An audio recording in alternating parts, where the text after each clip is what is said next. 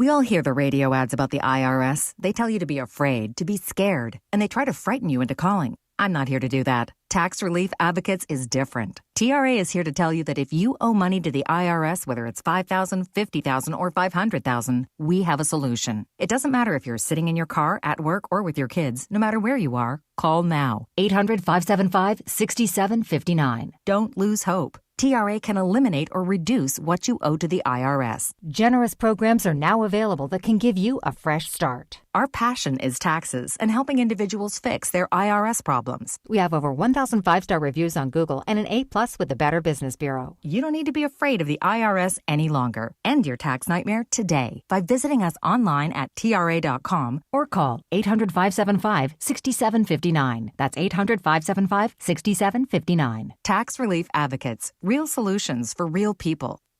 Hi, it's LeBron. The Lakers play here. 710 ESPN. KSPN, Los Angeles. A good karma brands radio station. Previously on the Sedano and Kap morning show. You know that the baseball season ended, the Dodgers won the World Series, and I didn't even invite Dave Roberts to come on the show this year like we did at the end of last year. Should we bring Dave on the show? No. Here's what I want, though. I want him in. Tell him we will send him car service wherever he's at. Mm-hmm. We'll buy him bread. We'll take care of him. Lives less than a mile from me, so maybe what I do is I say, hey, Dave, I'll pick you up at 4:15 a.m. I'll pick you up at 4:15. We'll spend the next hour and a half. I can get by pretty quickly because the traffic doesn't pick up till I'm about 3 or 4 miles outside of downtown LA. And then when the show is over, you'll hang out. I got to do the Capicast, so you'll hang out in Morales' office, and then I'll drive you home. Which office? No, you can do the Blue Review with Bergie. Oh, that's a good call. You tell him this year, BitBoy's getting down on his knees for him to say, I bow to you, Dave, and I will give him a Wait. BitBoy will bend the knee. I will bend the knee. Oh, that's a great bid. Yes, you should bend the knee. The biggest show in ESPN LA history. A little sabor? Give me a freaking break. Yeah, I don't think people like being called hacks. You're the güero on the radio. No. Giant Mexican, horn section. And Did you have me on your show to berate me? Is that what you're doing now? You want to lay in bed together and watch the show? Hi, it's Troy Santiago, the Spanish voice of your Los Angeles Rams. And it's a Torta Thursday, right here on the Sedano and Kap Morning Show on ESPN LA. Hey, good morning. What's up, LA? What's up, LA? Yeah. What's up, LA? Torta Thursday. Scott Kaplan, need a fat one, bro. The Sedano and Kap Morning Show on 710 ESPN. The all-new ESPN LA app and on YouTube at ESPN Los Angeles. We're bigger than U.S. Steel. Right now. Wow, that's crazy. Well, you want to BitBoy. We listen to each other's songs. Go, Bird. It's a Torta Thursday with Sedano and Kap. Hi, this is Dr. Cerruti. Yeah, come on. 7:02 and 50 seconds. Good morning. It is a Torta Thursday, the Sedano and Kap Morning Show. Well, yesterday we began the show without Bergie, and we know how that went. Yeah, disaster. No, what? See, why do you gotta do that? What do you mean? Just tease everybody. Oh, it was really good. Prove it. Prove it. Today on a Torta Thursday, we begin the show, and we will have the entire show without a cast member, as they say. Oh, my. Really? Mickey's not here today? Oh, boy. Oh, boy. Yours sounded a little bit more German when you did that. Oh, really? There, It yeah. did? It sounded German? Yeah, it had like a growl to it. Oh, really? Oh, boy. It was Mickey's birthday, I think, earlier this week or last week, maybe on Friday, and we didn't even acknowledge it. Oh, come on. That's bad on us. Chris didn't do his Tuesday. whole bit. Was it in the days? What? Was it Yeah, in the it was OTDs? days. He didn't do the oh boy. Oh, boy. Oh, boy. George Sedano was is a good one. off today. He is traveling for ESPN television, charging countless amounts of acai bowls to his company card, I'm sure. Michelle Smallmon from Unsportsmanlike will join us in about 10 minutes. Mike Trudell at 7:30. Right. Kirk Morrison. Oh, yeah. Let's talk some Raider football. At 8:15, Dr. Robert Klapper. How are you to begin the YouTube Hour Plus? Clinton Yates, the Big CY. JB Long, I reached out to last night. He still hasn't texted me back. Oh, wow. Is he mad at us? I don't know. I hope this isn't like Parker Bell where he's like oversleeping somewhere. Maybe he's an early bird like me. Well, he would have been up by now. Is he still mad at you, Cappy? Oh, come on. No, there's no chance. How could he be mad at me? He was mad before, so stop it. He was never mad at me. There was some anger. I'll tell you this right now. If ever there was a time where JB Long should want to come on this show, promote his Rams, which obviously are dealing with some major injury issues. We'll get to that story. But moreover, his Notre Dame Fighting Irish destroyed my Panthers this past weekend. So you would think JB would want to come on this show this week. Stick it in your face. Right. Oh, yeah. Put it right in your mouth. Right. That too. Lindsay, can you text him? Maybe he'll reply to you, which will be a great bit if he replies to you and not me. Oh, you know what? I think he's actually out today. I think because Rams All Access, he did it yesterday with DeMarco. So I think he can't text me back? No, well, that's you and him thing. We got to figure that out. But he is Call not around. now, 855. Come on, doctor. Uh-oh. Come on, doctor. Oh, there's a new drop. Come on, Call doc. now, 855. Listen to that tongue action. Oh, yeah. By the way, they got a new number over at Dr. Cerruti just for us. Oh, really? Call 855 now 2020. 855 now 2020. That's 855 669 2020. 855 now 2020. By the way, I guess Sam Boney came up with that number for them. Oh, really? Yeah, because Sam Boney's in love with Dr. Cerruti. He's I over there can like tell. every day just hanging out. Yeah, it sounds like Sam Boney's going to try and divorce his wife just to try and, get down with Dr. Cerruti. Seriously. Hey, by the way, Dr. Cerruti, I got to go see him. I saw my eye doctor not that long ago, and my eye doctor's like, your vision is 20/20. I go, then how come I can't see a damn thing? So I got to go see Dr. Cerruti. Yeah, maybe old? that's what it is. Yeah. Maybe. Hey, our boy Sedano today, let me tell you something. ESPN, they are just working our boy, man. They'll throw that kid around, man. They'll put him on a plane. They'll fly him cross country. They are going to work that kid into the ground. And I ain't got nothing but #respect for the grind that my boy Sedano is on. But Christopher Arthur Morales, Gregory Arthur Bergman. It's interesting that both of you guys share the same middle name. That's weird. Lindsay Baseball, Jorge Briones, Mongrels. I'm telling you right now, you don't know what's going to happen on a day like today. It is a Torta Thursday. And when there's no Sedano after his call last night during that Dallas-New York game on ESPN, and there's no Sedano, I don't know what will happen today. I do not know. Where is he today? Why is he's in New York City, I believe, today. Or he's on his way there. Is he calling a game today? It's not my story to tell. Okay. Yeah, you see, Bergie, it's not my story to tell either. You see? Can we make up a story for him? Oh, we can make up a great story. He's on his way to New York. Okay. And then they've got to fly him around the world twice. Twice. Yeah, just to try and set a new world record. Like, does he land first, or does he just kind of go around the world? I don't know, man. Twice? I think he's calling a Kennesaw State game in Europe this weekend. Oh, in Europe. Wow. What they're doing. Yeah, they're doing a Kennesaw State game in Europe, I think he's calling. But Sedano will be back tomorrow, at least till 8:30. So he's giving us 90 minutes tomorrow. Oh, wait a second. Oh, he said he's in the video Hold on a room. second. We've got Sedano on the plane right now on video on YouTube. So he's on radio. He's on YouTube. The brother, he's sitting on the tarmac. The brother's on the app.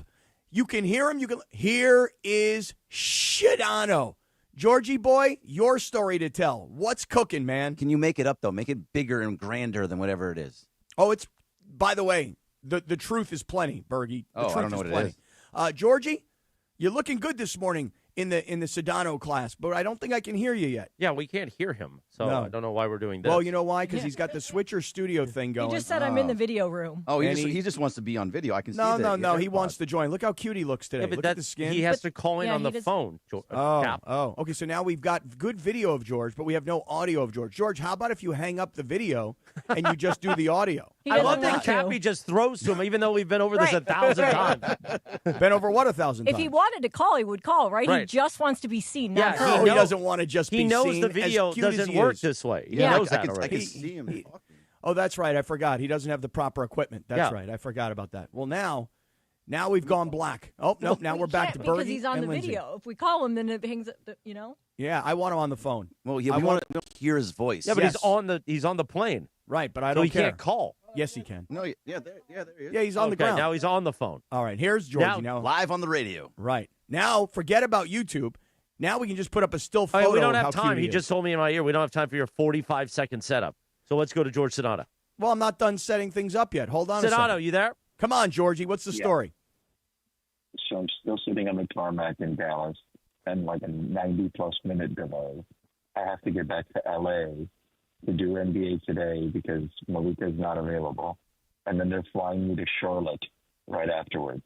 So instead of going straight to my game, I'm going to L.A. for literally like 3 hours and then flying to Charlotte across the country. Come on, man. They better give you the lay-down seats. Come on, bro. I am in a lay-down. Did you see it? Thank goodness.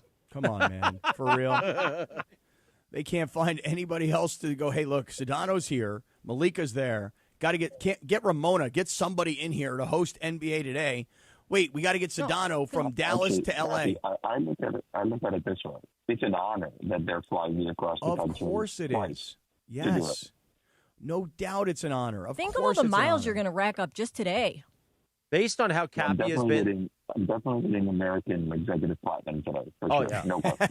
Based on how Cappy is the first 10 minutes so far, we should have just done a best of today. Well, you know what? Based on the way you are in the first 10 minutes, we should have done a best of. You're going to be so annoying today because you have nothing. So what you're going to do is you're going to just look to rip everybody because you got nothing. You got nothing. You don't know about USC-Oregon. You don't know about the Kings tonight against San Jose. You're right. You don't know nothing about the Rams this weekend. You don't know nothing. You got nothing.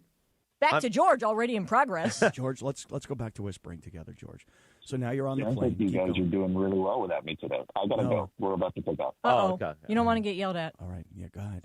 All right, go ahead. Go. Do you guys ever have you ever been on the plane when you're staying on the phone and they come over to you and sir, excuse me, you're going to have to get off the phone. We're about to take off. Have you ever been that guy? I'm not that guy. Oh, I feel like you would be, Cap. No, I'm not. I just say okay and keep going on the phone. No, I've never done that. I don't talk on the phone on the plane because, I'm not one of those people where as soon as I land, I call and I'm like, "Hey, Mom, come pick me up." No, I'm not that guy.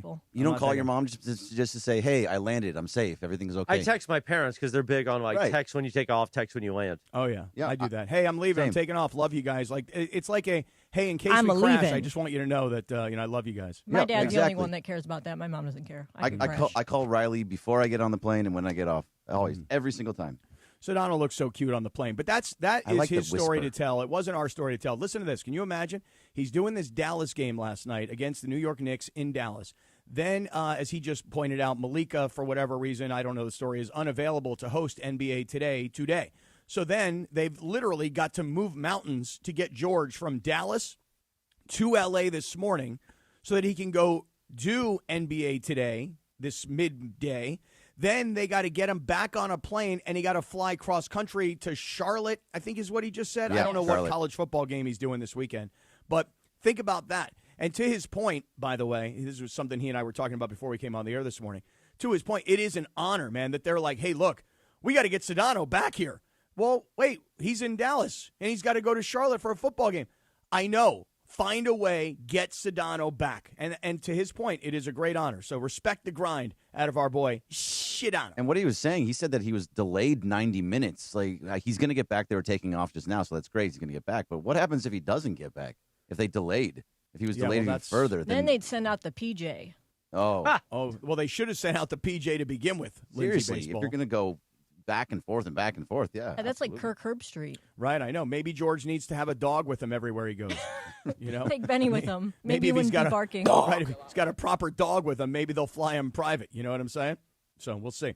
It's going to be a great day, though, because we do, as Chris pointed out, we've got an entire lineup of all of our favorites stopping by, from Michelle Smallmon to Mike Trudell to the Big CY to Kirk Morrison, and we got a lot of stuff we're going to get into today, including Bergie. I don't know if you've seen, but your UCLA Bruins are getting annihilated locally for this desire to move out of the Rose Bowl to SoFi Stadium. And so I just love it because the tradition of that stadium and that program in it should be something that should be celebrated. And instead, the way it's being described locally is they're turning their backs on this great college football environment, all for the money that they could make at SoFi Stadium. And I love the notion of, had you considered possibly putting a better product on the field that might have brought more people to your games, that might have inspired you to stay at what is one of the great college football environments in the entire country. Well, they're not putting a good product in the field, and that's the whole issue right there. But people killing them for this doesn't make any sense to me. I understand the history of the Rose Bowl, and I love the Rose Bowl. It's a beautiful, beautiful stadium. I love tailgating outside. The tailgating at the Rose Bowl, one of the best around here. Actually, it's probably the best in L.A., maybe the Coliseum around that's probably pretty good too. But it's amazing on the golf course. It's great. However, it's not about the product on the field or anything. If you're a kid now, where do you want to play?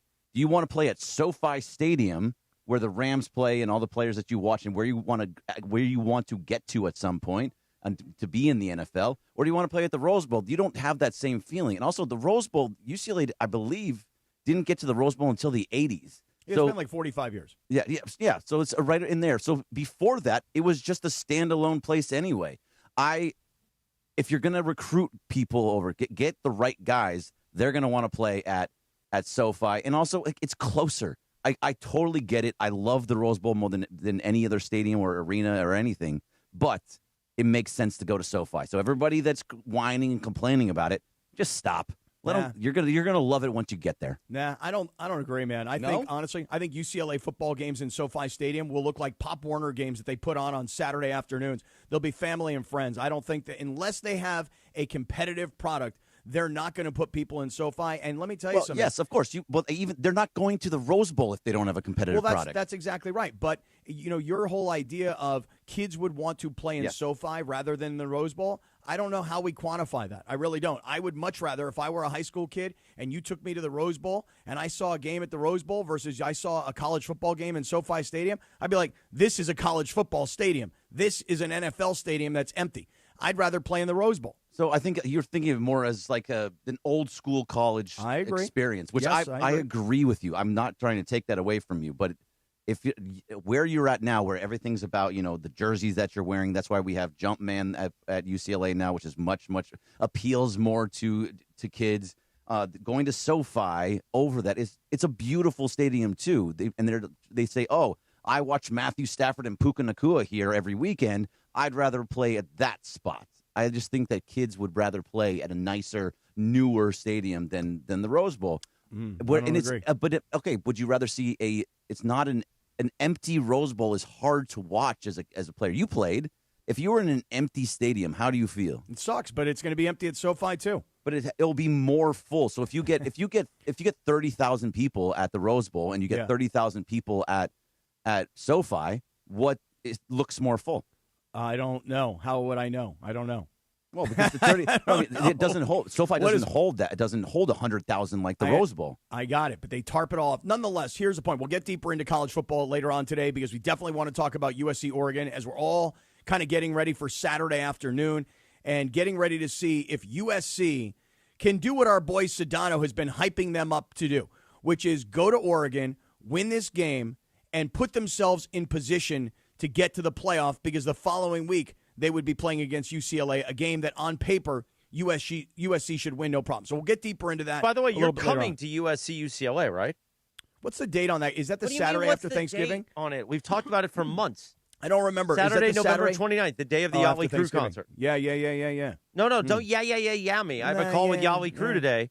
Are you coming on stage or not? I don't know yet. What do you mean you don't know? You have to let me know. I haven't decided yet. I don't know yet. I got all my kids home for Thanksgiving. I don't you know care. What I'm saying? I know you don't care. I honestly don't. I know. You think that what you want to do is more important than what I need to do. No, this is what you told me you wanted to do. I didn't tell you anything. Yes, you did. I did nothing. Because you go, that would be good. We should do that. It would be good. It would be good. It would. And you have complained a lot about Yachtly Crew. I don't know. Are you sure you want to introduce Yachtly Crew? I haven't complained about them. I'm sad about the situation going on, but that's nobody's control. It's a health issue. I understand. Well, listen, this is why our boy Sedano got to fly back to L.A. You know what I'm saying? Things are out of our control. So you want to go to Yachtly Crew on Saturday, and you want to go to USC-UCLA. We don't know the time of kickoff for USC-UCLA. But, but most likely Yachtly Crew isn't coming on stage at 7 p.m. No, so they're going to be much later. Yeah. Yeah. So I think we should be able to fit in both. But, by the way, Bergie and I will be broadcasting live from Tom's Urban right here at LA Live, thanks to Coors Light, your friends, and Verizon Wireless. We're going to have tickets. Keep listening for details. We'll have them on Tuesday. We're going to be doing a couple ticket stops at Verizon Wireless. We'll have USC-UCLA tickets, and then we will have a pair at Tom's Urban. Plus, we'll have a way for people to get like a free watch party at Tom's Urban where they're going to cover all the accoutrement. All So we're getting ready for the crosstown classic that is USC UCLA. Mm-hmm. All right. So wait a second. What we really need is we need USC UCLA to be an afternoon game.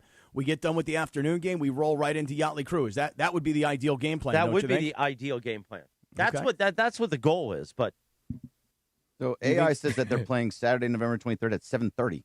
Yachtly Crew in the morning, 7:30 p.m. Well, you mean the 29th? Yeah, the 29th. Well, that's when doors open. They have an opening app. Right.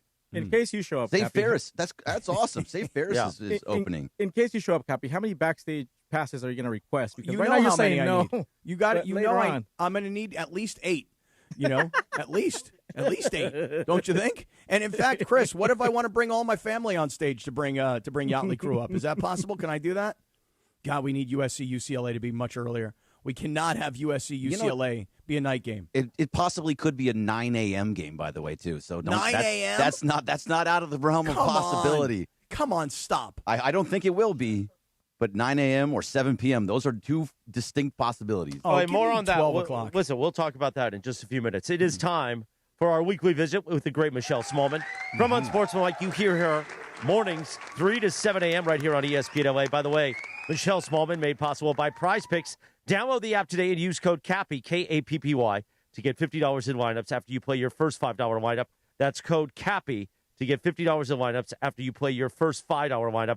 Prize Picks, it's good to be right. Now, we want Michelle to reply and react to some audio from earlier in their show, her and Evan. This was from Monday morning, I believe, about Michelle Smallmon. She falls asleep after meals. Let's play that. Well, I've been at many meals with you, and some meals, like you eat half of a plate and then literally fall asleep at the meal. One time. I'm expecting that to happen on Thursday. More on that tomorrow. It definitely will happen on Definitively will Thursday. happen on Thursday. We have a dinner. Without a question, it's going to happen on There's Thursday. no question you will fall asleep next to me at the dinner on Thursday. You're talking about that one time at the Super Bowl.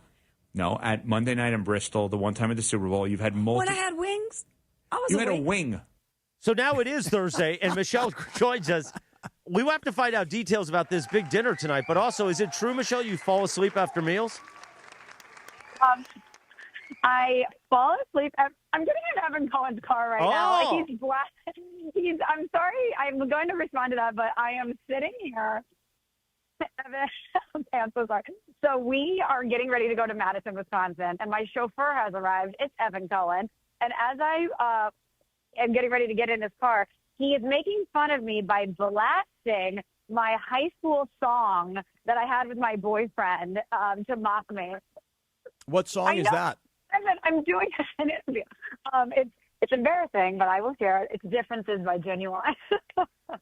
Wow. Imagine me 15 years old dating someone, and we're like, Differences by Genuine, this is it. This is how we're going to characterize our relationship. But to get back to the meal, yes, I have basically fallen asleep at the dinner table with Evan Cohen. And to give some context here, it was New Orleans. It was the Super Bowl. We're in a different time zone. We were booked from the moment we woke up until the moment we went to bed. It was a late dinner. We were talking all day. I was just exhausted. So I ate a couple bites of food and basically fell asleep sitting up. And Evan, of course, will never let me live it down. And we're on our way to Madison, Wisconsin. I'm literally in the car with Evan on the way to the airport. And we have a dinner scheduled tonight that I'm very excited about because it's Evan's favorite place in Madison that he talks about all the time. And I want to see his life and his favorite things in his college town. The dinner starts at 8 p.m. Central Time, which is 9 p.m. Eastern. I'm definitely going to be asleep. It's actually 3:30. Yeah, and you guys are on live tomorrow morning, yes? Yes, we are on live tomorrow morning. And this kid is going to take you out to a late night dinner? Correct. And then admonish me if I'm tired. How dare he? You know, let me tell you something about Evan Cohen, and I hope he hears what I'm about to say. He's very Let me put you on judgmental. speaker. Yeah, I want Evan to hear what I'm about to say. He's very, very Evan, judgmental. yes, Pat. Yeah, Go I'm ahead. gonna give you an example of Evan and how judgmental he really is. You know, it's like God forbid somebody likes peanut M&Ms. No, they're horrible. Horrible M&Ms with peanuts in them. They're nowhere near the milk chocolate M&Ms. They're not as good. Come on. What if I really, really love the peanut M&M? I think the peanut M&M is far and away the better M&M. But then you got Evan. You talk about admonishing somebody. Ugh, the peanut M&Ms. They're not as good. Very judgmental gentleman. I will tell you that, Michelle Smallmon. Very judgmental. Very judgmental. I'm glad that we're on the same wavelength when it comes to Evan wearing the white wig and judging us. Evan, your response. Peanut M&Ms are horrible. The peanut M&Ms are not good. They're not to the level that they should be. Let's be honest. And if you want me to judge you because you ate peanut M&Ms, what are you doing? See, this is the problem. She's trying to put it on speaker. It's going to her earpieces. What are you looking for? AirPods case so that I can put them on. She's a disaster. Well, here's the thing, Evan, and you can appreciate this. Yesterday, we started the show without Bergie, and our first hour was a complete disaster. Oh, yeah, like nightmare. Sedano called out, this is the worst show ever. Now, here's the thing. I thought it was a compliment because it took us until November 19th yesterday to do our worst show ever in Morning Drive. I think this is a good follow-up to that just because now, see, I think this is great. This is going to be on the Saturday special. You and Michelle in the car. Arguing? Yeah, I think it's wonderful. By the way, can we just, speaking of judgy, so the other day I mentioned that Morales was part of the Men's Health Awareness Month call that we had. Right. I thought it was interesting that someone called you fat on the call. What? Who? Who did? Who did that? Well, I want to know who did. Who called my boy Morales? Nobody calls my boy Morales fat except me. I Who? thought it was interesting at one point, CMM, when someone, I won't mention Craig's name, when someone said to you, you're still a big guy. Yeah, but I didn't think that was bad. But he called you a big guy. He didn't call you fat. No, he called me big guy, which that's fine. That's fine. You can call him big guy. If somebody said to me, you're a big guy, I would drive right into the car in front of me and hope my head hits. But I am a big guy. Even though He's I a lost big all my fella. weight, I'm still a You're big right. guy. Still Was he saying now big guy? She's complaining. Wait a second. She's now, me being judgy about peanut M&Ms, she's now complaining it's too hot in the car. Meanwhile, she complains constantly it's too cold in the studio. I'm just saying he had the heat cranked on high. Because you were here. This is awful. Wait, Do you have seat warmers worst interview on? we've ever done. I apologize. How do you feel about peanut butter M&Ms? And Lindsay, by the way, while we're going to call everybody out, Lindsay, do you want to take some ownership of what you did to me yesterday? What'd she do? I mean, Evan, this is not Festivus. This is my interview. This No, is I'd like to know. No, it's no. Now it's a Lindsay and I full-on have brawl. Yeah, Lindsay and I have known each other forever. I love Lindsay, except for yesterday when What she happened? was very accusatory towards me. well, really? I heard a stat on Unsportsmanlike, and I was prepping for the show, and I was calling back to it thinking, what was that number he said?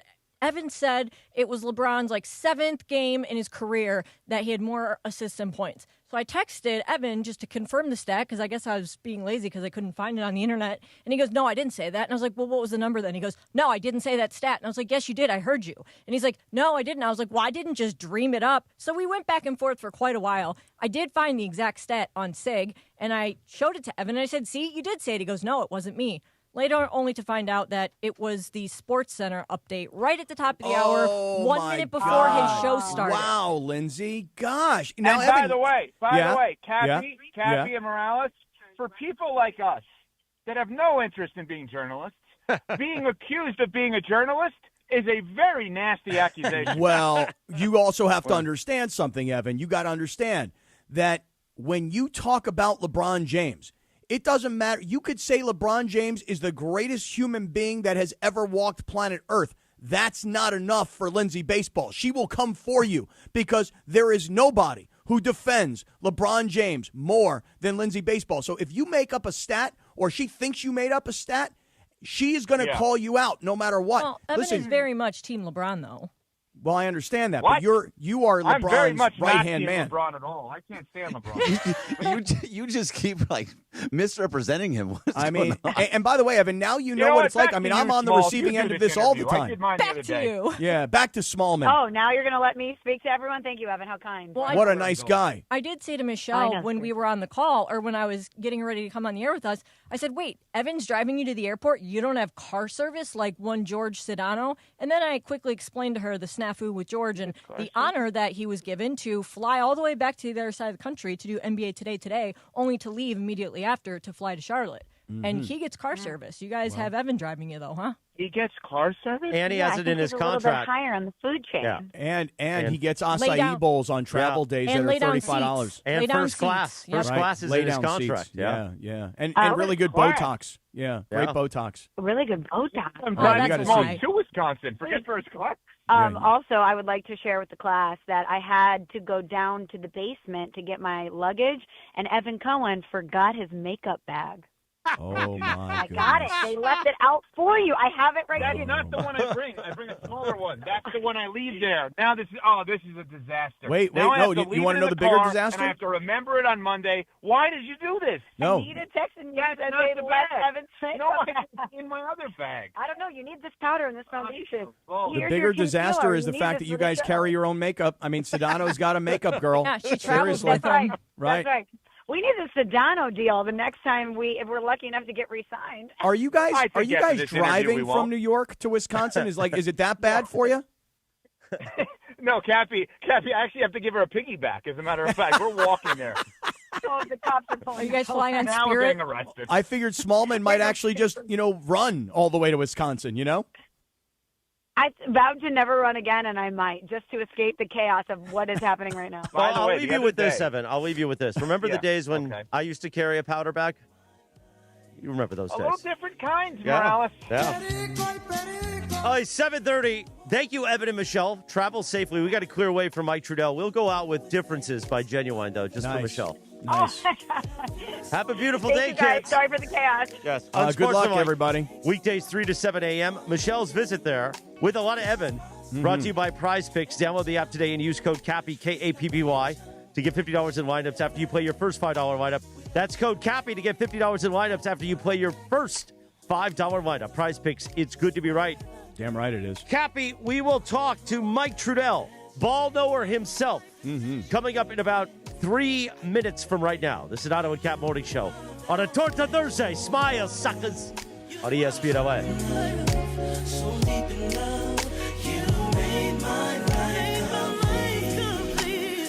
The Sedano and Kap Morning Show. We'd like to thank our founding partner. Avner Gatt, your trusted Los Angeles public adjuster. Call Avner directly at 818-917-5256 for help with your insurance claim. This is the Sedano and Kap Morning Show. Hey guys, it's Cap.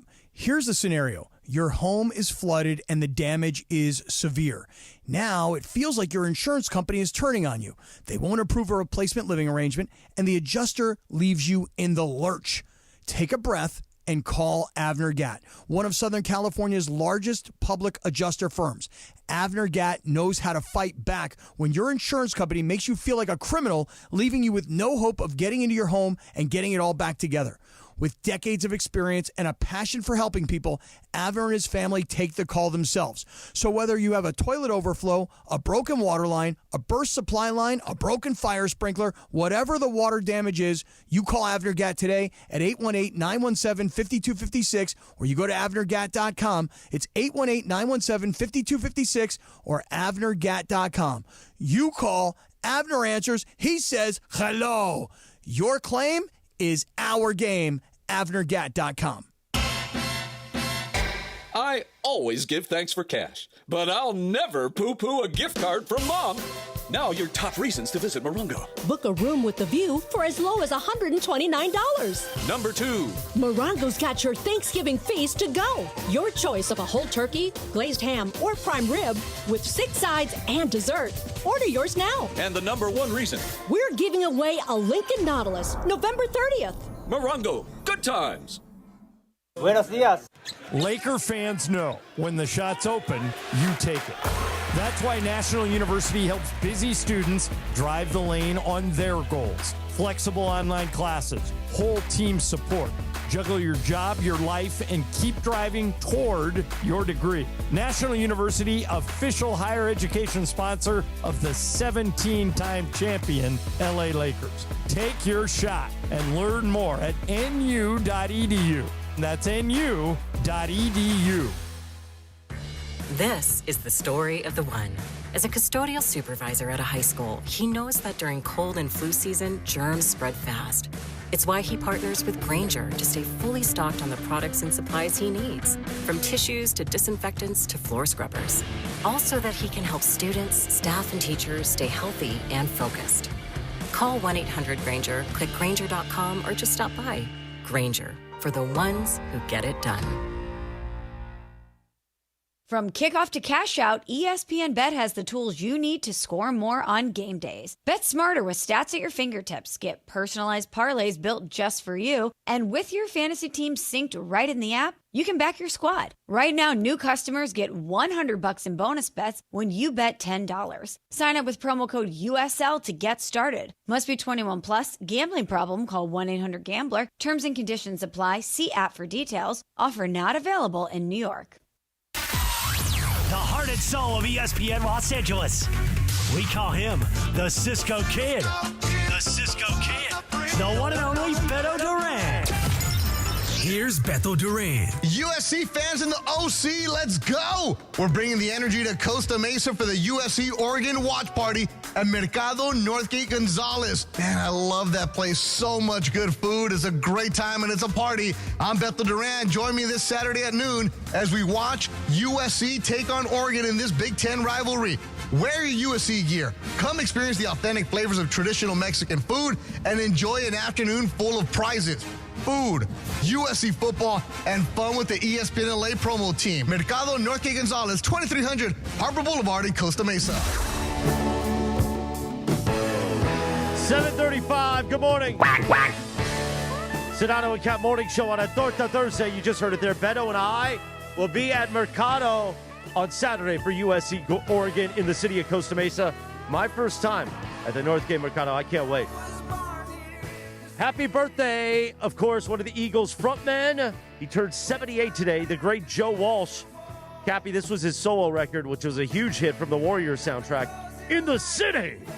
You know, Joe Walsh, I'm telling you, if you've got a chance to see the Eagles in the Sphere, take advantage of that opportunity to see these guys. As Chris points out, Joe's freaking 78 years old, and I'm telling you, the dude still brings it. And by the way, Christopher, yes, as you mentioned Joe Walsh and the Eagles, you know, I got my Eagles Sphere Las Vegas commemorative cup that I took from the Sphere that night. Beautiful. Yeah. You stole Sitting it? right here. I don't know if I'd call it stealing. I mean, maybe I borrowed it. I plan on bringing it back. Today is also International Hug a Runner Day. And I don't know how much he runs, but he was a great soccer player in his time, the great Mike Trudell. The man who began Heine Fridays here. Let's play that. A hot Chicana from the barrio, keeping it real. He now joins us on a Torta Thursday on the Comrex app. Good morning, Mike Trudell. Yeah, you know, it's not a Heine Friday. Torta Thursday did sound fun, though. So that's why I agreed to participate. Not quite the same as Heine Friday, though. Right. It is a little different. And, Mike, as Chris just pointed out, today is Hug a Runner Day. And I think that when you run on a soccer field, that qualifies as a runner. So if I saw you right now, I'd have to give you a big old hug because I will tell you, as I've been bragging about you all week, last Friday night, being in New Orleans and you getting me and my daughter tickets to the Pelicans versus Lakers game, that was lovely. It was wonderful. But what I told these guys was, what makes you a real mensch, what makes you a really decent human being, was at halftime when you brought a Dr. Pepper and a Diet Coke and a bag of popcorn from the media room up into the stands for me and my daughter. What a guy, man. Thank you. Well, I was trying to find something that I could bring, and I thought maybe a smoothie since it was the Smoothie King Center, but I figured, you know, Kevin, you could probably use a little lift, and sometimes just a can of pop can do the trick. And I wasn't sure if your daughter was going to like Dr. Pepper. I hoped that she would. To me, it's probably the second greatest pop after Mountain Dew. And I did see you open the Diet Coke and take some. I didn't see her open the Dr. Pepper, so I hope I didn't disappoint her with that choice. Nope, you didn't. We actually shared the Diet Coke, she and I. Mike, it was kind of a weird thing. You know, the Lakers, this is well, let me just advance the ball. I want to go from that game, and then we'll talk about what LeBron did this past week. Okay. But it was very surprising to me. I got it. Like, not every NBA market is LA. Not every NBA market is New York, Chicago, Miami, etc. There are smaller markets like a Charlotte, like a Portland, like a New Orleans. But I figured that it's the Lakers in town, and whether it's LeBron or not, it's still Luka. It's still the Laker brand on the front of their jersey. I figured that if New Orleans is going to come out to a game, it would be the Laker game. I was shocked at how I would call empty that arena was, because it was probably 65% full and 35% empty. What did you think? You've been traveling with the Lakers forever. Have you ever seen anything quite like that? No, that was probably the least attended game that I've been to since 2008 when I started, and I've been to basically every game except for a two or three, I think, over all these years. And it's really the only one that has been like that in recent years, Cappy. Like it's just like what you said. Usually, it's sold out. People are excited. It's the one game everybody wants to see. They've got the best halftime act, right? It's always Red Panda or Christian and Scooby. It's usually a similar vibe for Laker games. That was not. I think things are struggling a little bit right now with the Pelicans in New Orleans, but hopefully that'll bounce back because it has been good before, but it's been a little bit since it's been the level of basically any other arena, to be honest with you. Yeah, I mean, honestly, like I look at it and I think about cities like Seattle that desperately want an NBA team. I think about Vegas, which is everybody thinks eventually will get an NBA team, and other markets around the country that might want to, get into the business of the NBA, assuming they had the right facilities. And I look at New Orleans and I think to myself, small market and bad team. And, after the Lakers beat them last Friday night, Saturday morning, they fired their coach. And they've got some decent young talent, but man, that was a very strange scene to be at a Laker game that was empty in the building like that, at least for me. It totally was. I don't know that it'll happen again this season. And something struck me, Cappy, that you said a couple of moments ago when you said it's like Hugger Runner Day. Is that right? That's right, Hugger Runner Day. So I was in the studio for DeMarco and Travis the other day, and Morales was in there. It was a Tuesday. Mm-hmm. And, I went over and Morales gave me a great nudge. And I've never seen anybody less comfortable with that kind of contact than Travis was. Now, DeMarco was thrown off a little bit as well, but Travis really looked like he wanted to dive out of the studio. And I said, look, man, you should just try it. A nudge feels great. Chris has the kind of soft beard.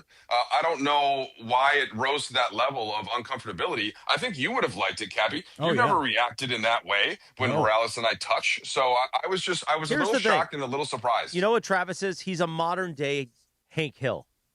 He's the kind of guy that gets down with the lights off because he's uncomfortable. You know what I'm saying? He gets down with the lights off because he don't want to see himself? Yeah. Is that right? DeMarco is a guy who has watched and has been watched. You know what I'm saying? I do. Travis, not so much. No, huh? Okay. All right. Well, I just didn't know if you felt that as well, Morales, but I felt like I was doing something wrong the way that you looked at me after that. You and I can nudge, and I won't stop. We're going to nudge at the Mandy's in June in front of 1,000 people, and I can't wait. Yeah. And you're just saying that Travis is just uptight. Whereas DeMarco, he can handle these kinds of things. Yeah, and listen, my reaction wouldn't be disgust, Mike. My reaction, especially the first time Chris gave you the bunny nudge, my reaction was jealousy. Jealousy? Really? Yeah. Okay. I mean, that was my reaction. So yeah, that makes sense. All right. So Mike Trudell, we talked about what happened last Friday night. And here's one other thing. I made a tactical error, by the way, in asking you to do me the favor of getting me the tickets for the Pelicans-Lakers game. Because had I not asked you for the favor, I would then not be on the hook to reciprocate a favor, which I'm happy to do, by the way.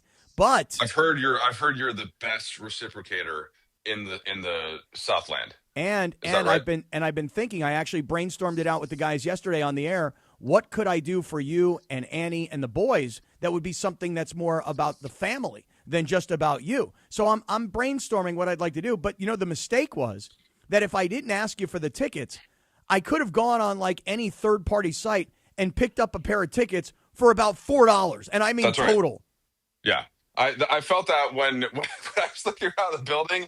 Now, the tickets that I got you, I still think that would have been a decent chunk of change, but you could have bought some probably in the upper deck and walked in. And I don't know if anybody would have looked the other way. You might have been able to go down to the court, to be honest, with how that building was. They might have let you play too. You never know. Yeah, and I haven't thought of what I don't know. I don't know for 100% fact that I will ask you for a return favor. Frankly, I can't think of anything right now. But I don't know. I'll work on it. Maybe Morales can give me a couple of ideas. Well, I think I'm going to try and go out on a limb here, and I think I'm going to try and do something for the whole familia, the whole mishbucha, if you will.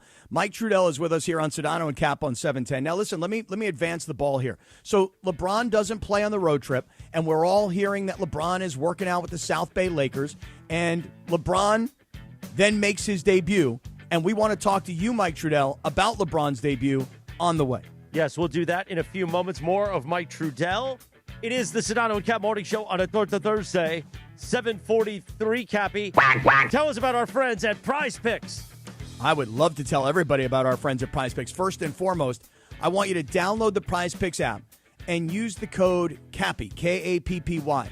And as Sedano always says, if you want action in the state of California, Prize Picks is the place to be. Now, I'll just give you an example. When I was down in New Orleans last week, I opened up my Prize Picks app, and I'm like, what the hell, man? I can't get onto the board. I can't make my picks. I want to say Luka for more than 25.5 points.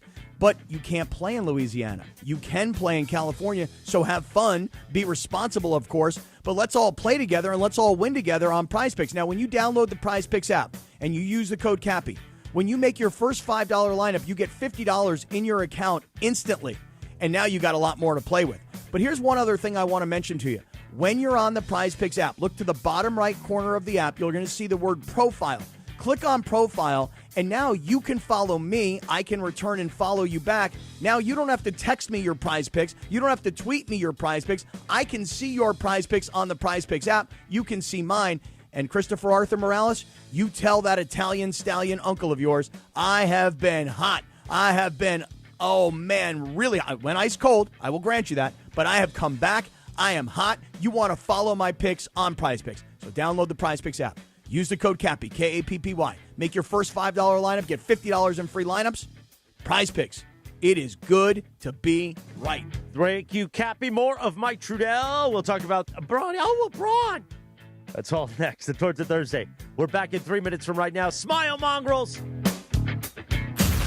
The Sedano and Kap Morning Show. We'd like to thank our founding partner, Providence. Providence, caring with compassion in Southern California. This is the Sedano and Kap Morning Show.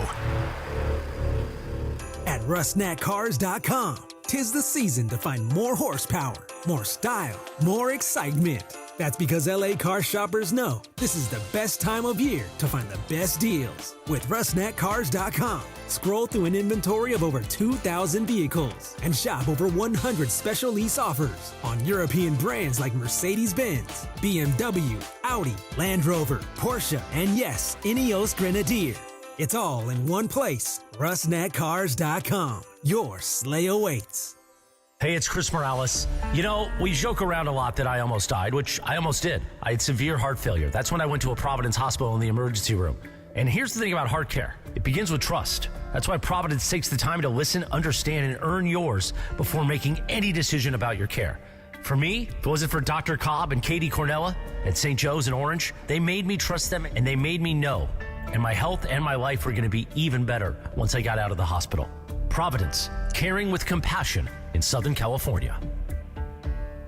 Hey, it's Mace. Did you know Goodwill Southern California is more than just amazing thrift finds? They're transforming lives with job training, career placement, and supportive services for veterans, youth, and individuals overcoming barriers to employment. Every donation and purchase fuels these life-changing programs. For more information on how you can help, go to powerofwork.goodwillsocal.org. That's powerofwork.goodwillsocal.org. Brought to you by GSC Verizon Skill Forward. Ooh, piece of candy. Ooh, piece of candy. Apparently, Windhorse left his dongle in here. We got to get him another dongle. Win the ultimate Sunday football prize pack at Cosm Los Angeles. When you hear the cue to call, be caller number 7 to win a 4-pack of GA tickets for Sunday's NFL slate. 2 for the 10 a.m. games and 2 for the 1 p.m. games. Experience football like never before at Cosm Los Angeles. Limited tickets at Cosm.com. Only with ESPN LA. We are back in 90 seconds. John Ireland here. You've heard me talk about the iSpot Active website and their wearable cryotherapy. You can see it for yourself at iSpotActive.com. iSpot Active sells form-fitted, 4-way stretch shirts and pants with pockets that hold ice-cold gel packs. If you get sore after you exercise or work out, you just put this stuff on for 20 minutes, and wherever you're sore will feel a lot better. Go to that website, iSpotActive.com. See why Hall of Famer James Worthy swears by this stuff. Start feeling better at iSpotActive.com. With Progressive, it's easy to reach customer service with our app, website, chat, or by phone. Because when getting help is hard, it's not help at all. Little help. A little help over here. Thank you for calling Bench Press Assistance. What? Due to excessive gym volume, all available spotters are currently lifting heavy weights off the chests of other bench pressers. Seriously? Please continue to hold, and we will remove the barbell from your chest in the order in which your cry for help was received. Getting assistance should be easy. With Progressive, it is. Progressive Casualty Insurance Company and Affiliates.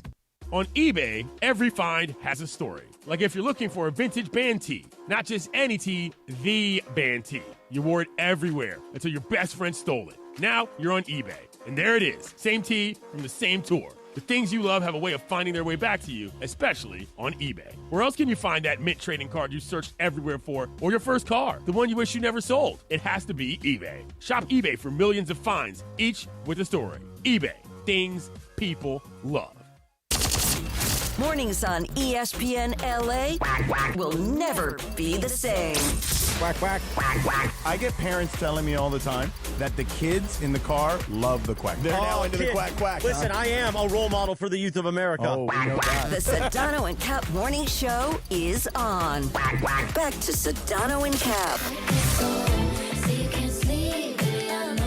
7:49. Good morning. Sedano and Kap Morning Show on a Thursday. We play a little Sabrina Carpenter Espresso. Now, last time we played this, I didn't play the clean version, so we had to dump. But we play this not because there's an OTD.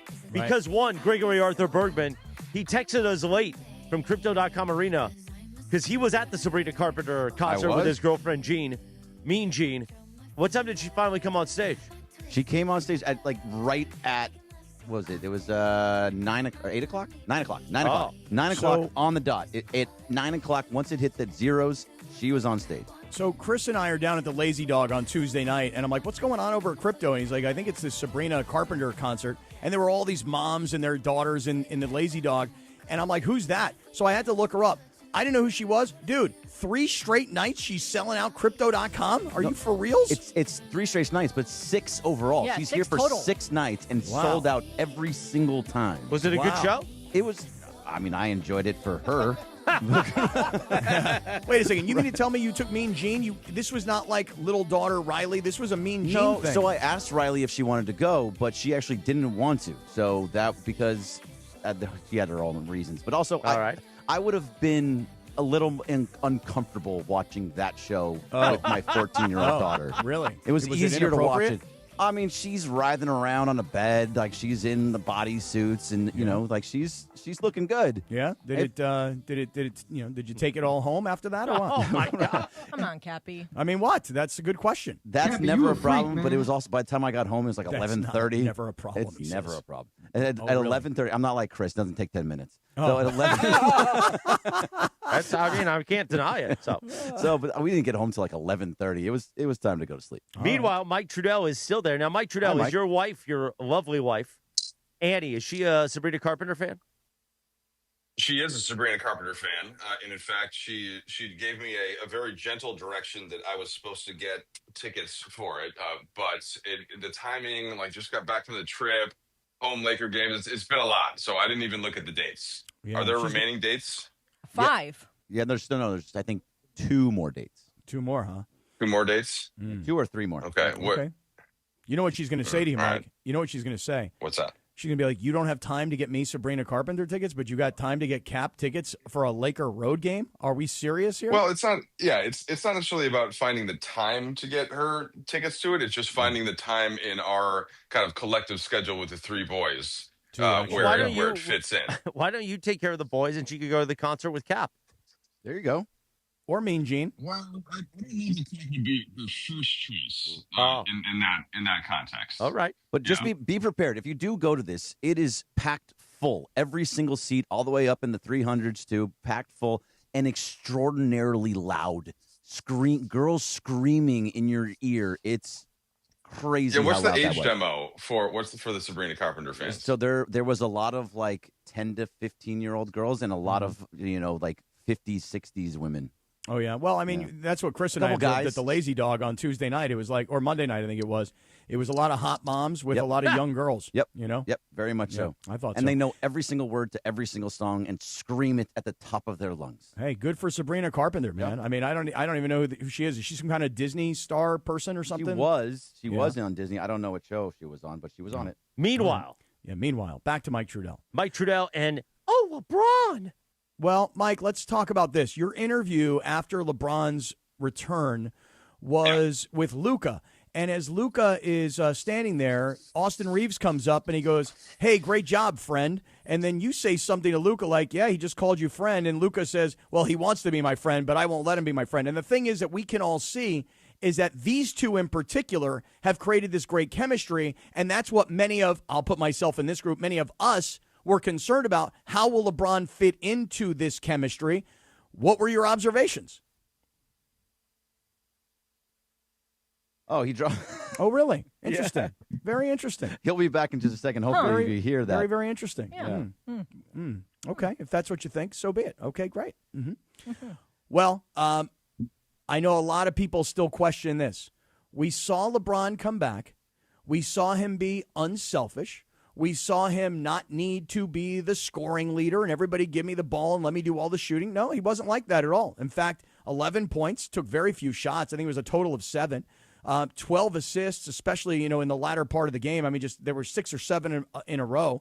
And so now the question is that what LeBron is going to be to the Lakers? Or was that just kind of, night one and let me get reintegrated into the team? That is the question that people are having, which is that what LeBron will be? Can he live with that role? Or will he need more? So, Cappy, to your point, we've been talking about it, he does everything for a reason, right? Do you think that there's in any way possible that LeBron was thinking, I'm getting all these people, I got Scott Kaplan on the air every single morning telling me that I'm not going to fit in. You want to see me fit in? I'm going to just deliver the ball. I'm going to distribute the ball, and that's basically it. I'll get my 10 points because I got to do it every single game, but I'm going to distribute and do nothing else for this first game. I would be really flattered if LeBron, and I asked him to do this for me, would actually call me out by name. That would be really exciting for me. If he would call me out by name, like when he said after the game, I don't know what's up with these people. What's their problem? Why would they think I couldn't do this? I wish I knew specifically that he was talking about me because I'm selfish that way.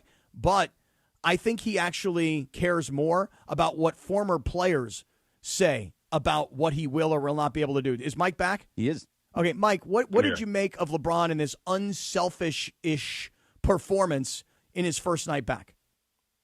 Well, Cappy, I heard your question. I thought you laid it out really well, and then I started talking, and you couldn't hear me, and it was devastating. And I felt bad for you because you had to quickly pivot, but you handled it well. Thank you. I thought it couldn't have gone much better, honestly, in terms of what you were getting at, the chemistry, the fit, the vibes that everybody had coming back from the trip, and obviously the Austin and Luka dynamic exemplifies that. So I also don't think we should be surprised by this because LeBron is aware of everything at all times. He's aware that the team chemistry is great. He is on all the text threads with them. He is talking to them after games. And the last thing that he's going to do is interject himself in a way that doesn't fit into that. So I think that part of, I don't know if there's a part of his reputation from the past that why somebody would expect otherwise, but to me, LeBron is always been able to meld himself into the situation, especially when things are going in a certain direction. Now, that doesn't mean that obviously he's left teams in the past when the teams were going in the wrong direction. I think that's pretty common for that type of an elite player. But I had no question that he was going to see how well this team was playing and recognize what they needed from him. The only irony there is that what this team needs the most is kind of the big, strong wing athlete defender. And I thought that his defense game was pretty good as well. Early, the whole team was off. They were switching 1 through 5, and Utah was hitting a bunch of threes, so it didn't look like it. But you saw in the second half, everything kind of normalized, and they held Utah to about half of the scoring output that they had in the first half up until the last 4 minutes of garbage time. So I thought the shorter answer, Cappy, is that I think we should all be pretty optimistic about how this is going to go as the whole team right now is healthy moving forward, and the easiest part of the schedule is coming up in the next 2 weeks. So I would say, Mike, that the question marks for those that have the questions are it's not about LeBron's basketball, his play, his IQ, his athleticism. Doesn't age, take that all off the table. Doesn't even matter. The question I think that people have is, can LeBron really be in a lesser role than he's ever been on any team? And that is a question, by the way, that not only might I ask or might other media members ask, but clearly there are former NBA players on podcasts that were asking those kinds of questions as well. So that really becomes the question. Can LeBron take a back seat, if you will, to Luka and Austin and be a complementary piece all season long rather than just in one game. What do you think about that? Yeah, I guess I wouldn't frame it like that. So if just watching that game and talking to the players afterwards and stuff, LeBron to me was not a complimentary piece of that game. He took fewer shots. So that's if you're just judging based on who has the basketball in the point total. But he had 12 assists, and 6 of them came in like a 5-minute stretch in the fourth quarter. 12 assists is loud. That also means you have the basketball a good amount. And I thought defensively, he was super active and engaged. And so, like, to me, the shot profile is going to go up some for sure. Like, he's not going to just go over double digits. Like, he's going to get closer to that 20-point per game mark. But Cappy, I will allow, or like in my mind, the way that you described it, I think the optimal way for him to play with the team is to shoot a little bit less, just because it's so easy right now for Luka to create offense, for Austin Reeves to create offense. And like, I think that could be beneficial overall. But if Luka takes a couple of fewer shots and they go to LeBron, and then Luka has 12 assists instead of, what do you have, 9 or something? Like that balance to me is fine too. The thing I'm more thinking about with LeBron is just the literal nature of him being in year 23, and how can he get through this elongated season to still be fresh for a playoff run when they need his athleticism because of the other players that are on the floor. And of course, that mostly means Luka and Austin in the backcourt. That means that you need a lot of defense from the other 3 players on the floor. So I worry about that part of it and how that goes more so than kind of the shot, assist, distribution on offense. You want to know what I'm most bullish about with LeBron's return? I'm sure you're sitting on the edge of your seat for me to tell you this, but you want to know what it is? Because you're a ball knower. Yeah, you're a ball knower. I'll make it really quick. Ball It's the potential impact LeBron could have on DeAndre Ayton's success. Okay, like that. Yeah, I mean, to me, if somebody's going to motivate DeAndre Ayton to get the best out of DeAndre Ayton, to me, that's probably LeBron. So that's what I'm bullish about. We'll see how it plays out. Did you see the expression on DeAndre Ayton's face after LeBron found him for those back-to-back kind of like dunk layups in the fourth quarter? Yep. He was kind of like, "Whoa, that was cool." I just caught an alley-oop from LeBron, and I think the good thing with Ayton is that Luka, Austin Reeves, JJ Redick in his way, all of the guys have been pumping him up to play up to this level, and I think that LeBron is just a continuation of that. And I'm glad you brought up his name, though, Cappy, because Ayton has been terrific. I feel like he's barely missed a shot this season from anywhere, and he's been motivated. He's playing defense. He's rebounding. So, like that, to get him without giving anything up, and now you add LeBron to it, it's high vibes time in Lakerland, no doubt. All right, Mike Trudell. The great Mike Trudell. Indeed. I think have a beautiful rest of your Torta Thursday, Thank you, and hopefully we'll get a little check-in from you tomorrow on a Heina Friday. Get a torta today. Yes, exactly. It is 8:02 at 710 ESPN, KSPN Los Angeles, a Good Karma Brands radio station. Let's talk about our friends at the East Central. So we love the East Central, and we encourage everybody who's tuning in with us today, whether you're on AM 710, whether you're on the ESPN LA app, if you're watching us on YouTube or anywhere else, we encourage all of you guys that if you are coming down to downtown LA, you're coming in for a hockey game, you're coming in for a basketball game. We mentioned the Yachtly Crew concert on the Saturday night after Thanksgiving. You're coming down to the Grammy Museum, whatever the case may be. If you are coming into downtown LA, the place to stay is the East Central. And if you've got family and friends coming in this week for Thanksgiving and you're like, we got to find some place for them to be, you want them to be in the biggest hotel rooms in all of downtown LA. That makes them the most comfortable hotel rooms. They've got the great gym, which has all the treadmills and bikes and dumbbells and everything you would need in a hotel gym. They've got the Nixo Lounge. You get a nice cocktail at night, some really good food. In the morning, they do breakfast. It's outstanding. And then, Christopher, those towels. They are the softest towels. I don't know what they do to those towels. I don't know where they get them or how they wash them. And those things are so unbelievably soft and absorbent, by the way. We love it at the East Central. Well, I use the number 2 towel for my privates. We understand. We got it. The East Central Hotel in downtown L.A. Cappy and I's home away from home in downtown Los Angeles. Okay, Cappy, let's set the stage. Coming up, well, actually, first let me read this. 3, 2, 1. It's game time at Cosm with ESPN LA and Bud Light. Join us Sunday, November 23rd. That's this Sunday if you're scoring at home. starting at 10 a.m. for the Bud White Football Face-Off Tournament. Compete for a shot to win an all-expenses-paid trip to Las Vegas. Hey, for an epic watch party, you must be 21 or older. So grab a Bud White and take your shot at glory at Cosm in Inglewood. Bud White, easy to drink, easy to enjoy. Now, remember, the Rams play late on Sunday, so you can go to Cosm, watch football all day, and then walk over to Sunday night. What was that?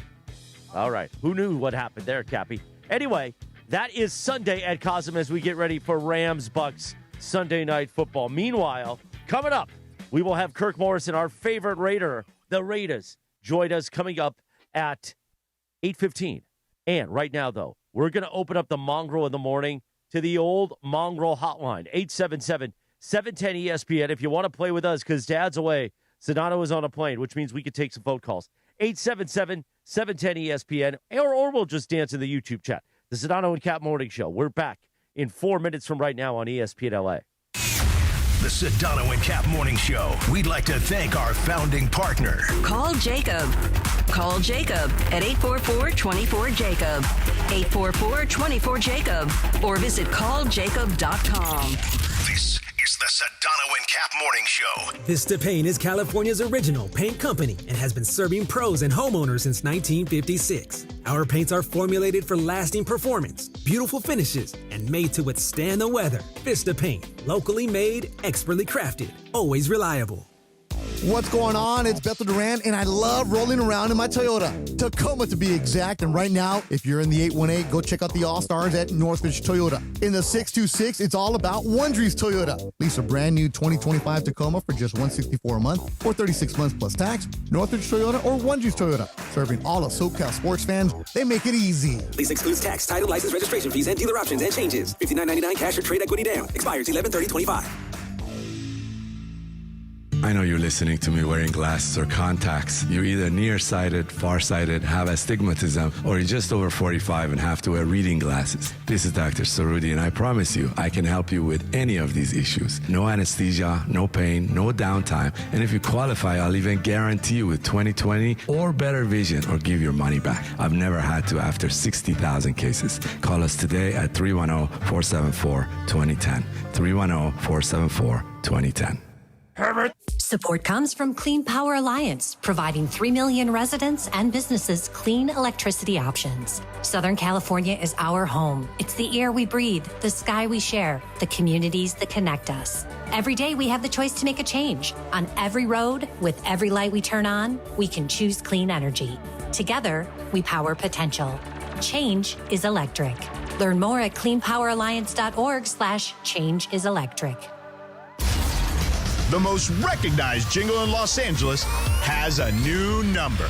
Accident or injury, call Jacob and Ronnie. Call Jacob 1-800-345-6789. Call Jacob.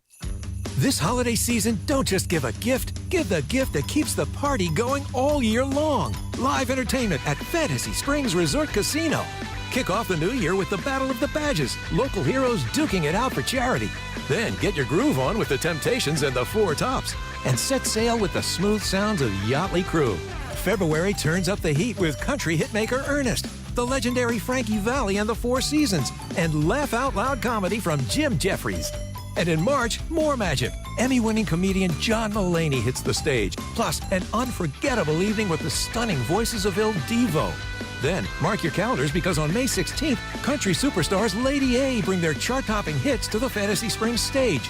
Unwrap the ultimate holiday surprise. Live music, good vibes, and memories to last all year long. Get your concert tickets today, only at Fantasy Springs Resort Casino. Do you owe $10,000 or more in credit card debt or personal loans? With credit card debt at all-time highs, Debt Relief Advocates is urgently notifying consumers of debt relief now being made available, designed to aid consumers with out-of-control credit card debt. Those who qualify and enroll for this relief program will only have to pay back a fraction of what they owe. This is not bankruptcy or a debt consolidation loan. This is a relief program that credit card companies would rather you not know about, as it ends your debt nightmare and saves you lots of money. money. Consumers owing at least $10,000 in credit card debt or personal loans can now take advantage of this debt relief as the cost of living skyrockets. Debt Relief Advocates has established a relief hotline for you to call to learn what debt reduction you may qualify for, so don't wait. For this free information, call the Relief Hotline at 800-606-8737. 800-606-8737. 800-606-8737. You're hanging out with the Sedano and Kap Morning Show. George Sedano. I mean, this is like silly. Like, what are we doing here? Scott Kaplan. Here's the phone. Back in the blink. Band and five minute vamping. I don't think to find. What did up with my dope rhyme? More Sedano and Kap right now.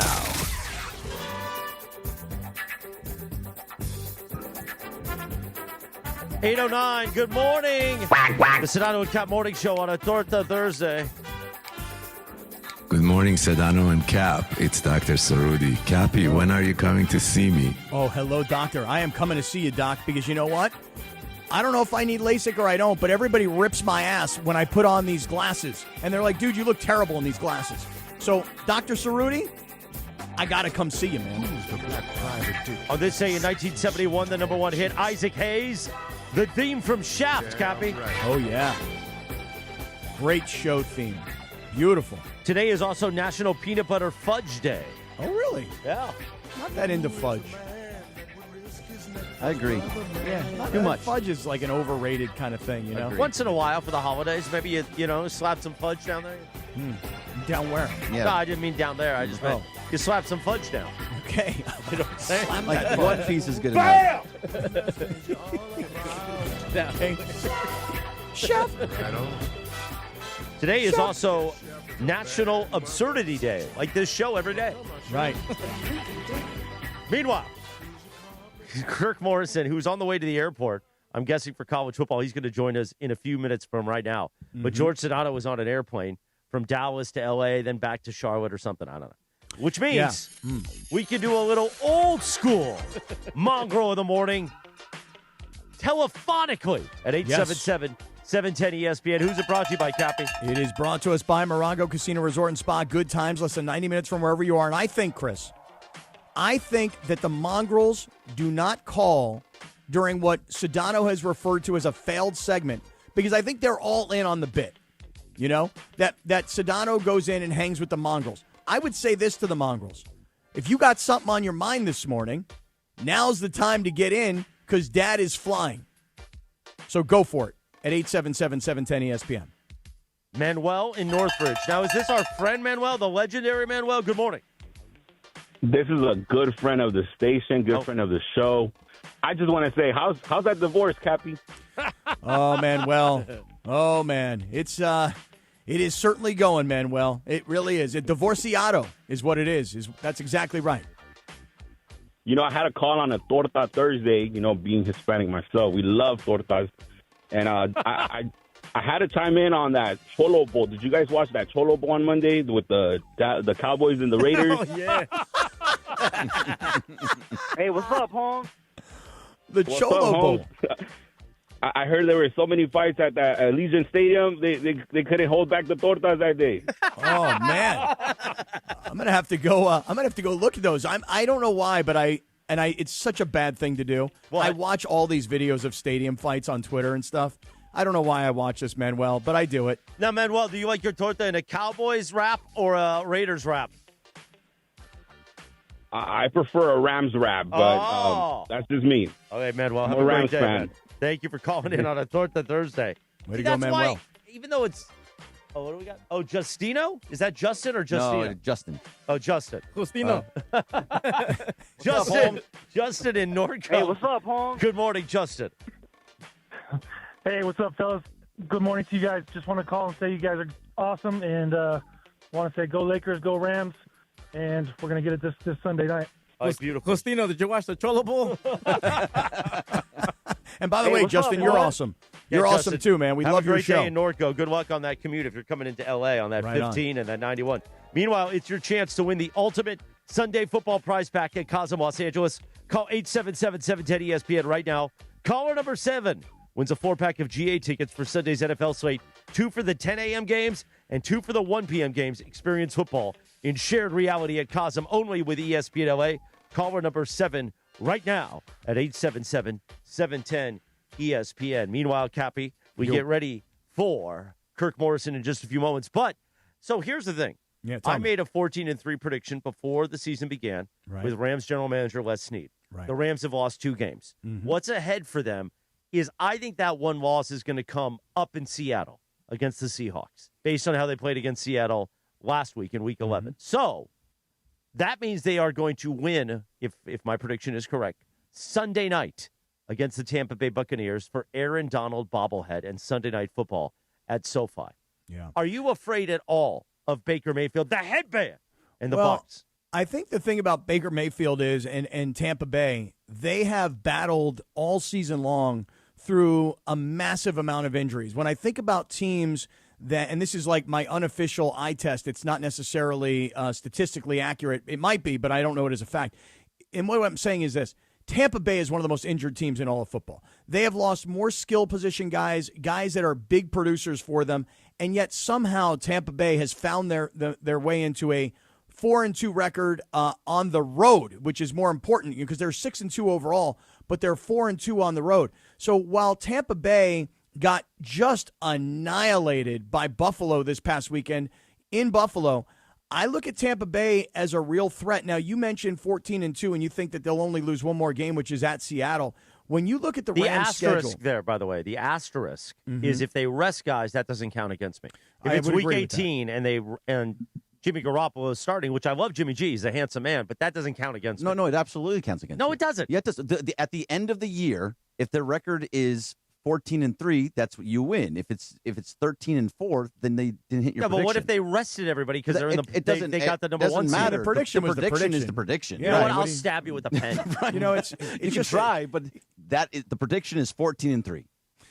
Better than stab you with a pen. You're a bad guy. You're a bad guy for making a prediction that you're trying to go back on. Right. Well, that's why he's a bad guy. It's not that he's a bad guy for making the prediction. It's a bad guy move to make the prediction and then start throwing in asterisks. But I'll just say this. Tampa Bay, they pose a real threat. Based on the way the Rams have won games so far this season, there have been times where the Rams were unlucky, for example, in Philadelphia, a game they absolutely should have won, but when you have 2 field goals blocked in the same game, you are bound to lose. They were also very lucky, the Rams were, to beat the Colts because the Colts had a wide receiver going into the end zone who dropped the ball before he even made it into the end zone. The Rams were a little unlucky, I would say, even though they were down big to the 49ers. They brought it all back, and then they had a fumble around the goal line, and they had a 4th down stop. They were stopped in 4th down. So it's kind of gone back and forth where they've been unlucky in certain games, and then they've kind of gotten a little bit of luck in other games. But I just want to say this. Tampa Bay poses a real threat this weekend. It is Sunday Night Football. The whole country will be watching. They go on the road to Carolina. At the beginning of the season, nobody thought anything about Carolina, and I would challenge everybody here. Has anybody seen one Carolina Panthers football game so far this season? My answer is no, but you know what? Carolina's actually playing decent football. Red zone. And that's a road game. Red zone. We will talk more about the Rams and the Bucs shortly, but Sunday in Las Vegas, it's a different kind of bowl game matchup. The bowl game, well, it could be called the Shador Bowl or the battle for the worst record in the NFL. It will be Lindsay's Cleveland Browns in Vegas to battle the Raiders. And now our Raiders insider, friend of the show, friend of the station, the one and only Kirk Morrison joins us now on the Sedano and Kap Morning Show. Good morning, Kirk. Woo, woo, what up? Yo, my man. What up, man? Hey, Cappy, I watch Carolina Panthers football, by the way. Yeah. Well, Well, my guy Tetaroa McMillan from Servite High School right here in Los Angeles out there in the OC. So he's my guy because I like to say when I first asked him his name, I always just thought, Tetaroa. He says, yeah, you'll never forget it because it rhymes with Figueroa. So Tetaroa. That's pretty good. Figueroa McMillan. There you go. So Tetaroa McMillan, hey, best rookie wide receiver for the Panthers. You know, Kirk, it's interesting. We didn't bring you on, obviously, to talk about the Carolina Panthers, but you heard what we were talking about. Yeah. And Carolina is a great example, in my opinion, of giving a young quarterback a chance to develop. And I know that Bryce Young, when he was drafted there, people criticized his height or his arm strength. And he's kind of been in and out of the lineup, whether some of it was injury related, some of it was performance related. But now, all of a sudden, 3 years into a career, Bryce Young is turning himself into a legitimate NFL quarterback, which brings me right back to the Raiders. Kirk, I want to hear your opinion. The Raiders decided to go veteran quarterback, somebody that Pete knew from his days in Seattle, and thought, well, at least we can Band-Aid this thing. And honestly, it looks like a disaster, and I don't want to put everything on Geno. I think the miscalculation was... That's not on Geno. We've got skill guys, but the miscalculation, Kirk, was there's no offensive line. So I think the Raiders' mistake was draft a young quarterback and go through the growing pains while you develop an offensive line. What do you make of all of that? I would, like I used to do on my old Scantrons, right? I would just say D, all of the above, because it was all of it, Cappy. I mean, honestly, you could talk about the offensive line. You could talk about this group of wide receivers that they drafted, a guy in the second round in Jack Besh who literally you don't know if he's on the field or not. It's a great story, but hasn't been able to be productive. You can start there. You can start with Geno has just been awful this year, too. And then you have a play caller in Chip Kelly, who, the highest paid play caller in the NFL. And right now he hasn't been up to snuff, I would say. So it's kind of like everything to me. And I would always put that, I love to draft a young quarterback, and hopefully you bring him along, and then you have 3 years later you feel like, okay, we're there. But when Pete Carroll came in, this was not supposed to be a rebuild or a kind of this is supposed to be more of a rehab, not a rebuild. Mm-hmm. And it's turned into more of, you got to almost bring these things down to the studs and start all the way over, which I know people don't want to hear. In this world that we're in, the NFL, it's like, I want to win right now. Because once you say, hey, I'm drafting the rookie quarterback, you're going to have to give it some time. And nobody wants to wait. That's the only thing. You mentioned with obviously Bryce Young, you don't want to wait. And Panthers fans had to wait for some horrible years, and now they're finally getting that reward. Okay, so let me ask you about Pete Carroll. I'm a huge Pete believer. I'm a huge Pete fan. But I blew off the 74-year-old part of Pete. Everybody else around here is like, no, he's too old. Chris wants him to, continue to walk around giving out Werther's Originals like an old man who pulls his pants all the way up to his boobs. Is Pete long for the job? I think Pete has great energy. Pete has the belief. He has the passion. He has all of that. But I think that he may have bitten more off than he can chew, because he came in, and I've kind of compared it, because people have asked me this question, like, what do you think about Pete and the jobs that he's did? And I said, Pete's kind of like the contractor who came in and saw a house and was like, oh, yeah, I got this. Yeah, we just put some paint over here, tear this wall out, do this wall. And he's like, oh, I got this. And then he came in, and all of a sudden you start tearing down that wall, and you start opening up some holes, and you're like, wait. This has a lot more than I thought that I can really handle. And now all of a sudden you're over budget. You know how it is, just like, oh, man, I don't know what to do. That's where I think Pete is at right now, and he's trying to figure it out. At 2-8, I don't think this team is a 2-8 football team. I think that they're a little bit better, but at the same time, it hasn't translated to the field. It hasn't translated. And I don't think that's on Pete. Honestly, it's really been on the regimes prior to this. I mean, think about it. We're on Spytek and Carroll. Last year it was Telesco and Pierce. 18 months before that, it was Ziegler and McDaniels. And then I think right before that, it was Mayock and Gruden. Like, it's more about every year trying to do this reset, starting over every 18 months. And then at some point, it's going to catch up to you. And that's what the 2025 Raiders season is all about, Cappy. Yeah, and I blame, and I know you're working with the team and everything, so I'll say it. Don't even bother if you don't need to. But I blame Mark. I blame Mark Davis for all of it. Mark Davis did something brilliant that most of us didn't know that he had the skill or the savvy to do, which was to get the Raiders out of Oakland, to get them into a new palace in Las Vegas that he didn't have to pay for. He's making more money as an organization than he's ever made in his life. The changing of general manager and head coach year after year after year means a complete lack of consistency. And therein lies the major problem.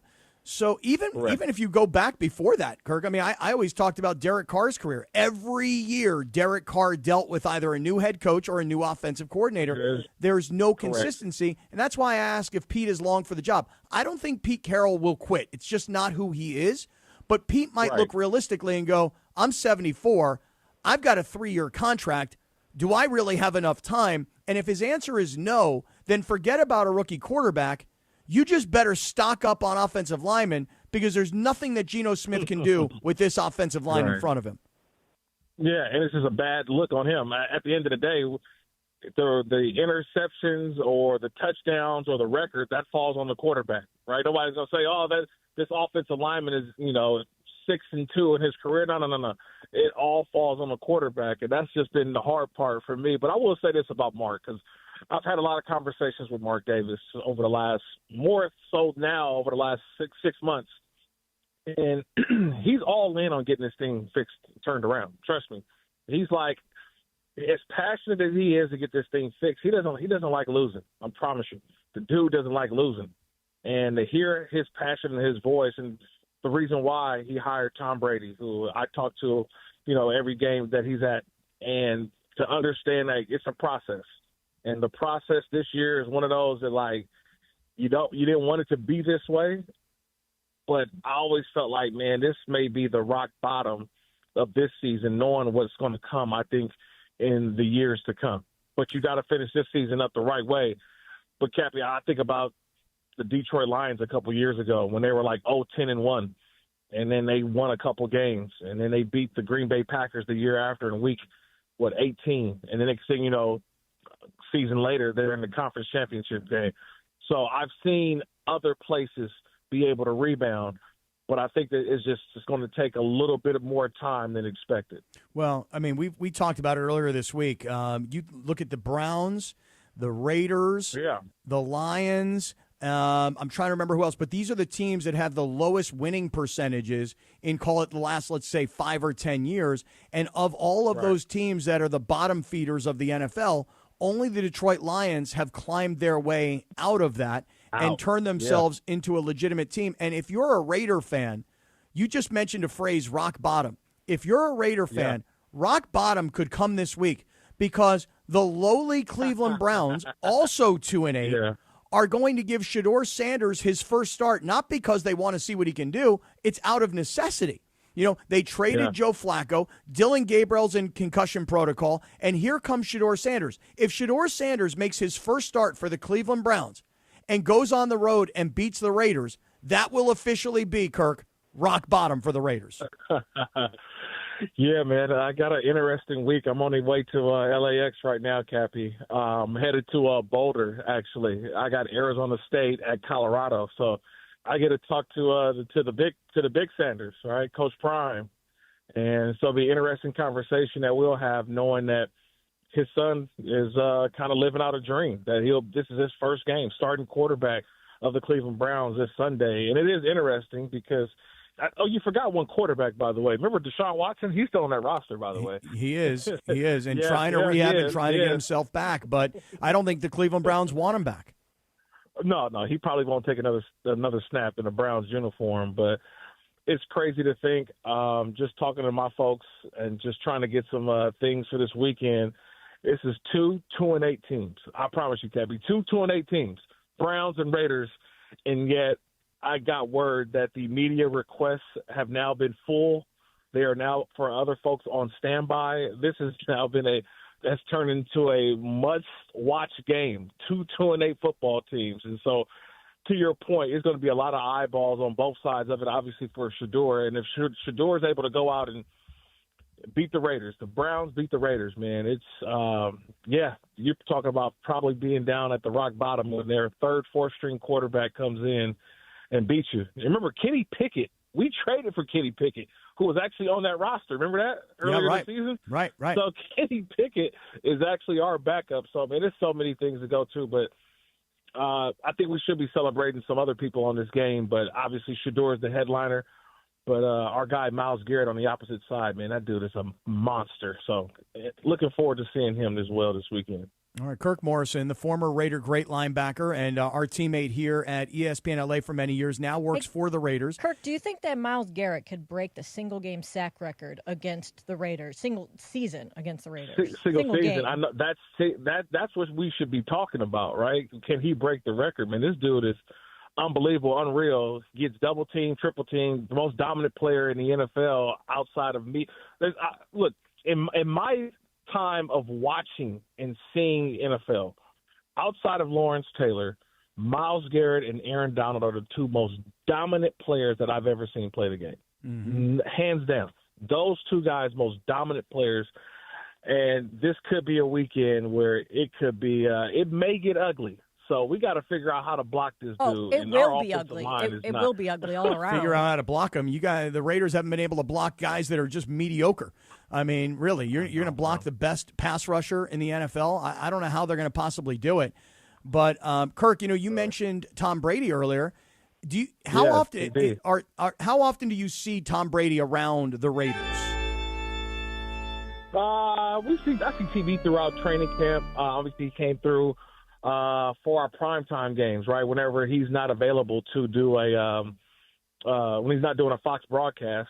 And I actually had a weekend off last weekend because the Raiders played on a Thursday, so I ended up doing Rams at Niners for national radio, and I had a chance to talk with him. So I sensed the frustration from him as well. He wanted to see some things a little bit better. So, it's to the drawing board, really, after this season has ended, right? 7 more games left for the Raiders, and obviously it's going to be tough to make the playoffs if they don't go on a run. But once you're mathematically eliminated – Wait, stop. You did not just make the thought that the Raiders could make the playoffs. I mean, come on.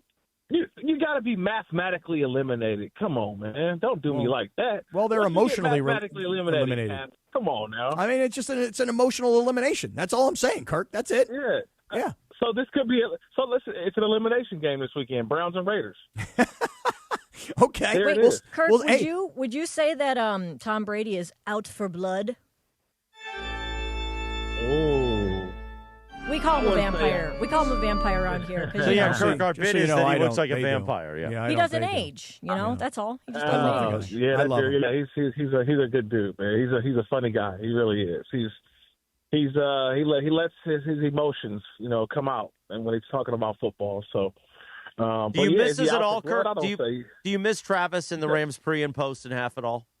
Oh, I was talking about it the other day. Like, do you know how hard it is to do a broadcast and have to find something positive about a game in which it was just god awful? Like, it's just awful.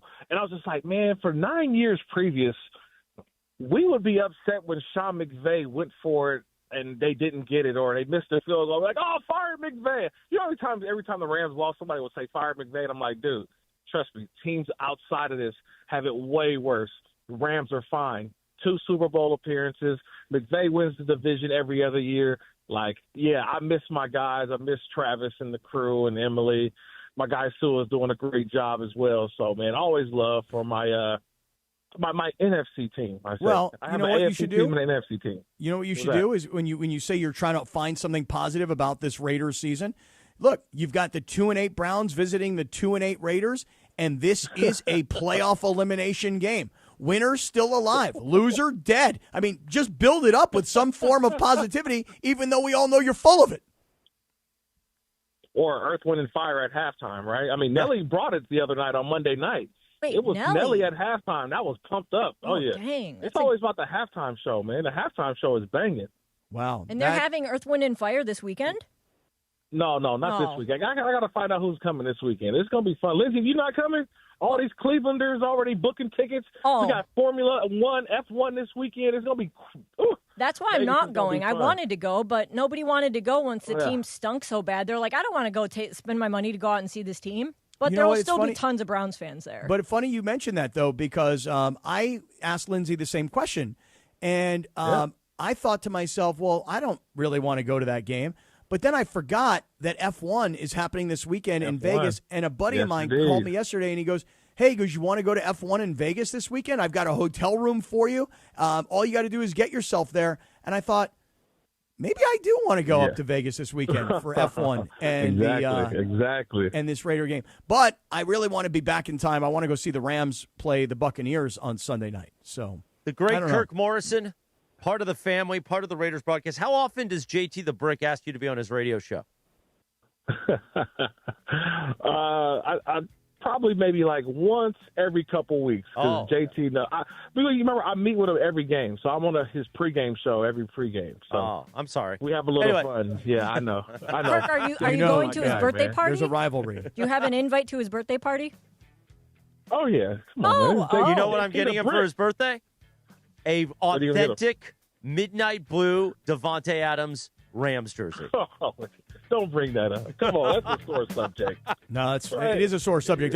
It's turned into a real nuclear war between Christopher Arthur Morales and John the Brick, as he likes to call him. Yeah, it really is. The great Kirk Morrison. Have a safe flight. Have a great broadcast. We love you, you, brother. Oh, man, love you guys, man. Talk to you soon, man. Kirk my Morrison. man right there. Man, I feel bad for him. He left us for that. I know, right? But you know what? He's part of an official broadcast team. Good job for Kirk Morrison. Browns-Raiders. What a battle. Sunday for Week 12 at 1:05 p.m. in the city of Vegas. Meanwhile, it is 8:34 on a Torta Thursday. I'm not potted up, am I? On the Sedano and Kap Morning Show. That's just great. Lindsay, producer Lindsay Baseball, tell us about our friends at Stella Rosa. I would love to. Sorry, I was just saying about a Kirk there. But don't forget, guys, that if you don't wine, Stella Rosa, America's semi-sweet, semi-sparkling Italian wine that everybody loves, and you can find it just about anywhere. It's best served chilled, so you can enjoy it straight over ice or shake things up a little bit with a quick cocktail. It's got just the right fruitiness and fizz to make it the star of game day. From kickoff to the final whistle, there's no wrong time to celebrate. So grab your favorite flavor, chill it down, and make your game day sparkle with Stella Rosa wine. No matter where you're watching, at home, at the tailgate, or with your crew, celebrate game day with Stella Rosa. Find your favorite flavors at your local retailer, and remember to celebrate responsibly. Thank you, Lindsay. By the way, Michael Pasquale in the YouTube chat says, gift him a Rams G-string. I won't do that. And a bag of Werthers. So what I might do, I'll send you with a care package, Cappy, the Devontae Adams jersey, and a bag of Werther's Originals with Pete's face taped onto it. Yeah. Give that to the Brick. Let's see what he's got. I don't think I'm making that birthday party on December 5th. I don't think I'm making it. Good. Meanwhile, we'll talk more about that. Plus, we got Radio Tinder still ahead, the dealer's choice, and Dr. Robert Klapper, how are ya, in the YouTube hour, along with Clinton Yates, the Big CY. It is a Torta Thursday. Smile, mongrels. The Sedano and Kap Morning Show. We're back in 3 minutes from right now. The Sedano and Kap Morning Show. We'd like to thank our founding partner, LAX, Los Angeles International Airport, where change is in the air. Learn more at lawa.org/ESPN. This is the Sedano and Kap Morning Show. John Ireland here for Blue Ice Huckleberry Vodka, crafted with real mountain huckleberries, Idaho State fruit. Think blueberries, but richer. Try pairing it with lemonade. So refreshing. Blue Ice Vodka, because taste matters. Want savings that truly deliver championship value? Check out the Kia Season of New Tradition sales event at Kia of Carson, where Black Friday deals are happening all month long. We've got one of the largest Kia selections in America, all in one place. The deals on remaining 2025s are absolutely incredible. And right now, many come with special VIN-specific stickers for extra rebates on top of all other offers and dealer discounts. Thanks to that, you could drive with zero down on approved credit. But hurry, these deals won't last long. Get to Kia of Carson today. Hey guys, it's Sedano. Looking to score big on flooring? Kick off your project with Hernandez Wholesale Flooring. Every day's a win, no gimmicks, no markups, just the wholesale deals on every surface. Call 866-62-FLOOR or visit them on the web, hernandezwholesaleflooring.net. No sale beats wholesale. Have you heard the refinancing rule of thumb that says you have to drop your rate at least 0.5% to refi because it'll take several years of savings to recoup the closing costs for a refi? The Loan Exchange says the rule is nonsense. With a Loan Exchange free closer, you can lower your rate without paying any cost whatsoever. That's right, lower your rate with no cost and your balance doesn't go up. You start saving on the first day you have the loan and every day thereafter. If you decide to move next year or rates drop further, you can exchange that loan for another without losing a dollar that was tied up in closing costs. Today's 30-year fixed free closer rate in APR is 5.875%. So if your current mortgage rate is higher than 5.875%, give the Loan Exchange a call at 855-752-9944 or log on to theloanexchange.com. It won't cost you a thing. NMLS 1637539. Loan subject to credit approval. See website for licensing information, loan terms and conditions. Equal housing lender. Call 855-752-9944 or visit theloanexchange.com. Empower. Tim collects bobbleheads. A lot of bobbleheads. Baseball bobbleheads. Race car bobbleheads. Little chihuahua bobbleheads. He's got an entire room strictly for bobbleheads. Does he need them? No. Is his wife mad about it? A little. But Tim works with Empower, and he got good at money, so he can be a little bad. Ooh, horse bobblehead. Classy, Tim. Empower. Invest well, live a little. Start today at empower.com. Clinton Yates here. The holidays are upon us, and so are the savings at Total Wine & More. Discover thousands of wines, spirits, and beers like my favorite, IPAs, perfect for every celebration and every budget. From bold reds to sparklers, you'll find the perfect wines to raise a glass this season. With the lowest prices for over 30 years, you'll always find what you love and love what you find only at Total Wine & More. Curbside pickup and delivery available in most areas. See TotalWine.com for details. Spirits not sold in Virginia and North Carolina. Drink responsibly. B21. The heart and soul of ESPN Los Angeles. We call him the Cisco Kid. The Cisco Kid. The one and only Beto Duran. Here's Beto Duran. USC fans in the OC, let's go! We're bringing the energy to Costa Mesa for the USC-Oregon watch party at Mercado Northgate Gonzalez. Man, I love that place. So much good food. It's a great time and it's a party. I'm Beto Duran. Join me this Saturday at noon as we watch USC take on Oregon in this Big Ten rivalry. Wear your USC gear. Come experience the authentic flavors of traditional Mexican food and enjoy an afternoon full of prizes. Food, USC football, and fun with the ESPN LA promo team. Mercado Northgate Gonzalez, 2300 Harbor Boulevard in Costa Mesa. 8:40, good morning. The Sedano Kap Morning Show on a Torta Thursday. On this day in 2010, the number one hit, Cappy, Riri. Rihanna featuring Drake, What's My Name?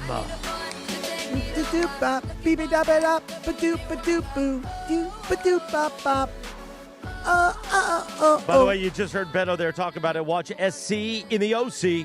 Hey, everybody. Watch SC in the OC with ESPN LA. Join Beto Duran, me, Chris Morales, and the ESPN LA crew this Saturday for our USC-Oregon watch party at Mercado Gonzalez, Northgate Market in Costa Mesa. The party starts at 12 p.m., kickoff at 12:30. Gonna be a party, party. Enjoy great food and giveaways all throughout the game. That's Mercado Gonzalez at 2300 Harbor Boulevard in Costa Mesa. We'll see you in the OC on Saturday. I'm looking forward to it because I haven't been to the Mercado, the special one in Costa Mesa, so it's going to be great. And what are we doing? We got like big setups going on there with like monitors and game presentation? No, Cappy. What we're going to do is we're going to show up there with no TVs and nothing. And we're That all going sucks. to watch the Why game would you on do one that? phone. Why would you do that? Scumbag mongrel. Why would you? You're going to watch a game on your phone? Everybody's going to crowd around your phone? That sounds horrible. You know, if this was some BS podcast party with your half-baked podcast team, you'd be promoting it nonstop. Well, we are promoting this nonstop, and we should promote the hell out of it. My question was, we got big monitors set up. It's going to be sounds like a lot of fun. We've done like a dozen watch parties there, so I think we know how to do it well. Sounds like you've never been. Sounds like you've never been. Small market, lightweight. Thank God, Sedano, and I saved your career. Are you talking about yourself and your Tulsa team right now? I've never Come on. had to be out of Los Angeles. Oh, really? What about that time in Houston? I was a consultant to many stations across the country. You hack. You are a small market hack. That's what you are. You are a Tulsa hack. That's what, and by the way, get me that bag of Werther's Originals so I can deliver them to Pete. I want Pete's face so are you on going Mr. to Werther. JT the Brick's 60th birthday party? I don't think I can make it, man. It's a Friday night, Friday, December 5th. I don't think I can make it to Vegas on Friday, December 5th. No, December 5th is a Saturday. Oh, it is? Yeah. Oh, wait a Oh, second. no. It's a Friday, yeah. You It is see, you Friday. small market, non-calendaring hack. What's wrong with you? Break your headphones over that, Cappy. I know. I'm going to blow up today, I think. Are you? Nah, I don't think so. You're getting close. It started off that way at the beginning of the show. Yeah, I know. Don't belittle me.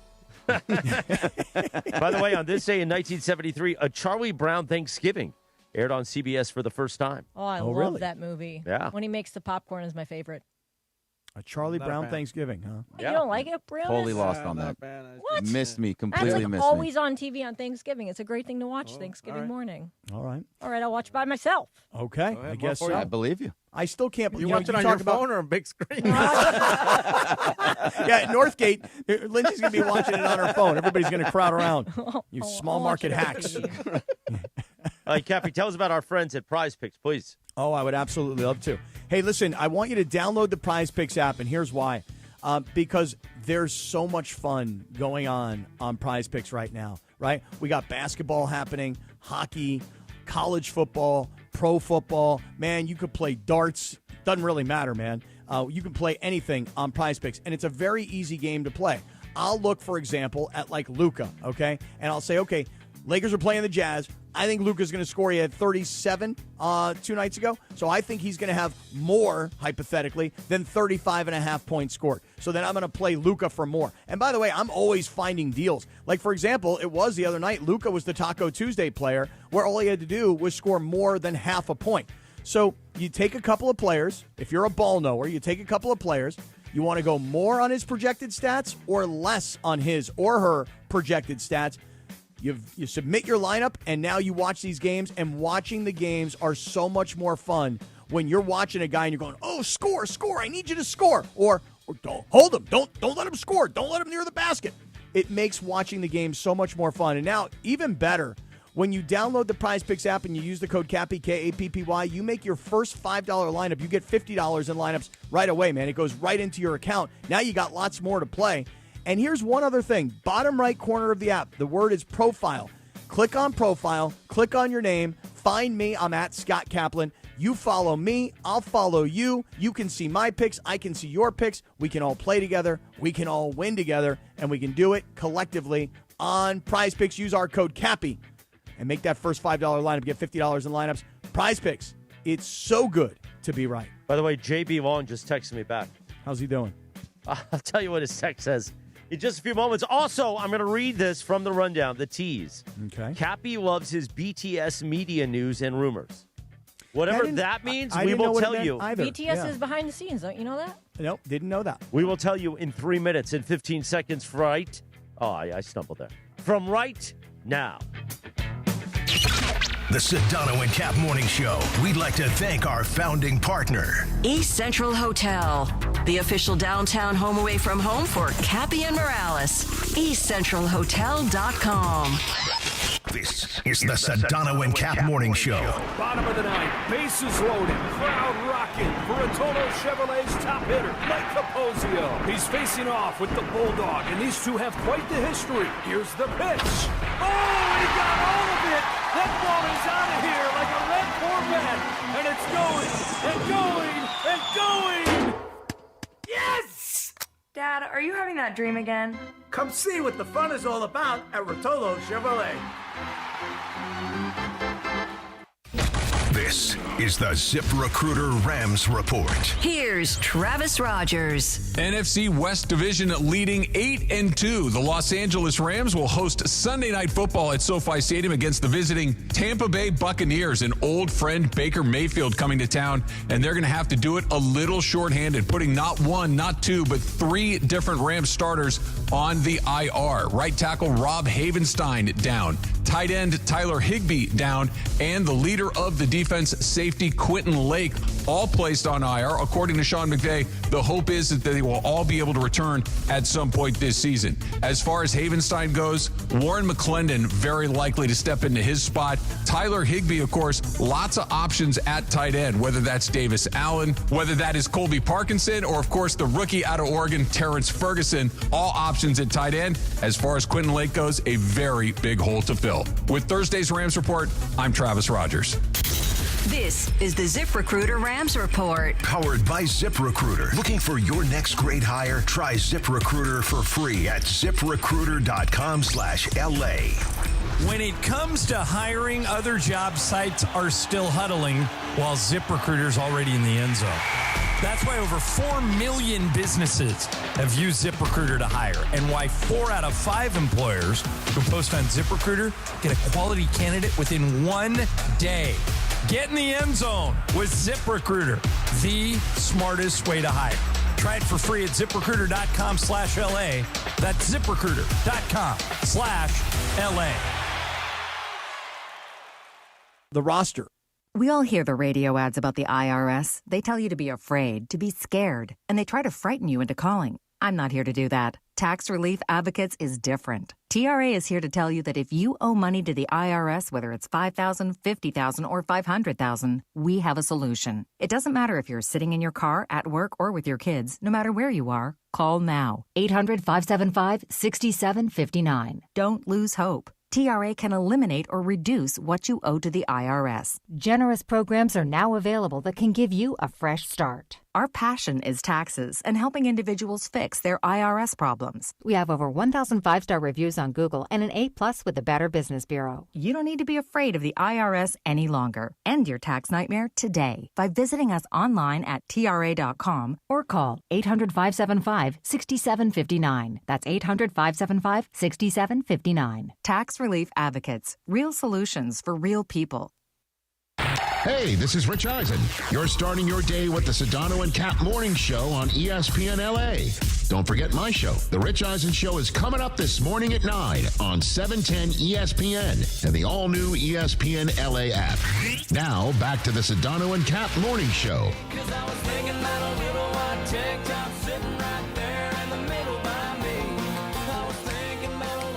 8:49. Good morning. The Sedano and Kap Morning Show on a Torta Thursday. It's a Torta Thursday with Sedano and Kap. Dirks Bentley turns 50 years old. That's his song right here. That's who's singing right now. Who's Dirks Bentley? You don't know who Dirks Bentley is? I have no clue who Dirks Bentley is. Huge country music. Oh, yeah. He's great. Love him. Interesting name, Dirks.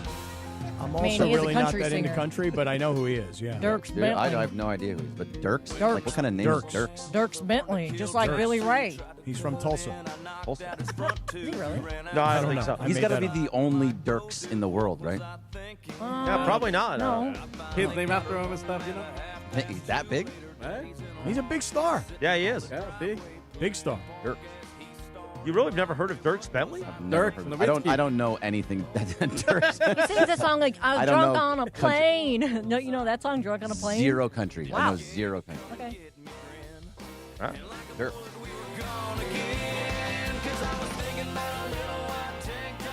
All right, you know what?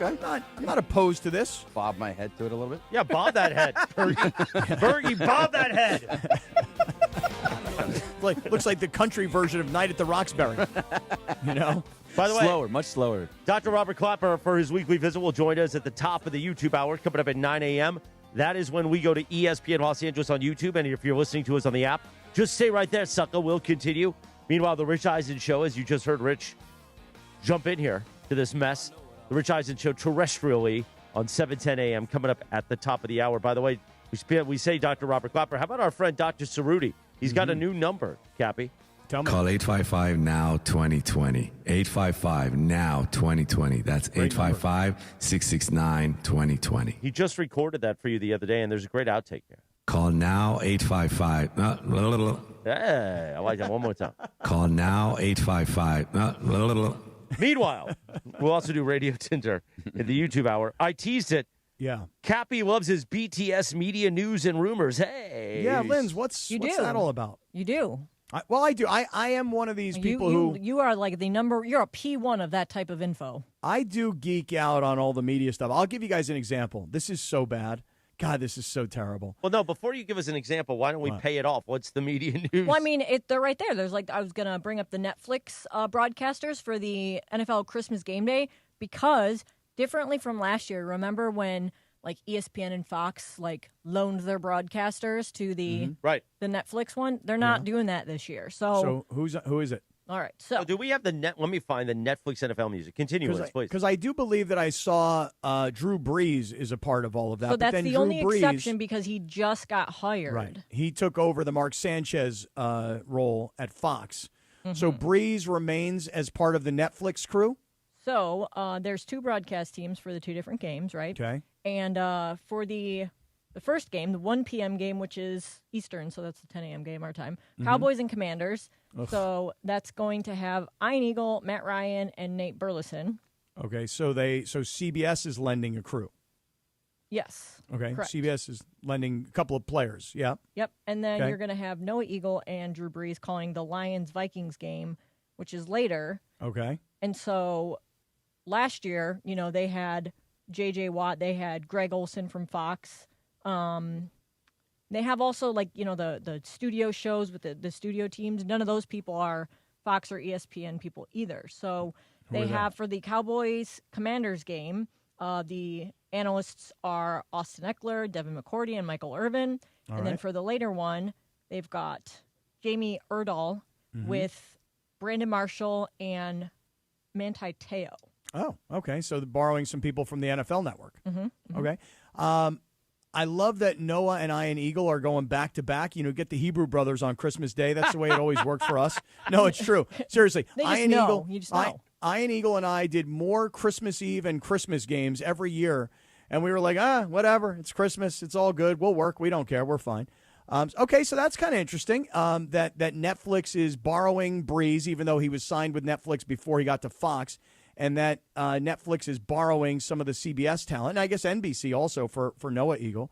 Yeah, I do geek out on stuff like this. I'm with you. And then that baseball story, that's kind of an interesting story to me. Think about Major League Baseball. And, Bergie, I know you and I had this conversation probably in the early part of the year. When Major League Baseball found out that ESPN was going to essentially get out of the MLB business, that was because they had, the rights fees. I want to say the numbers were just, don't quote me exactly, but call it $500 million.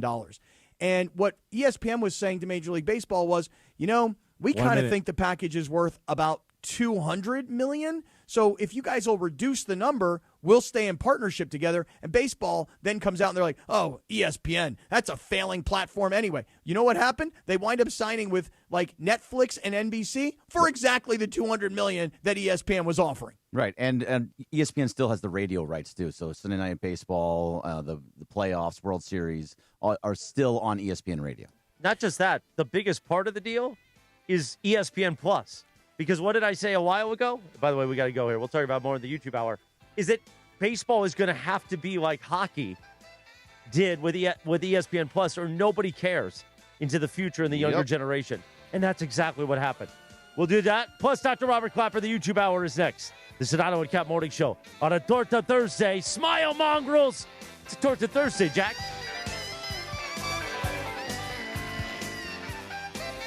Hey guys, Cappy here.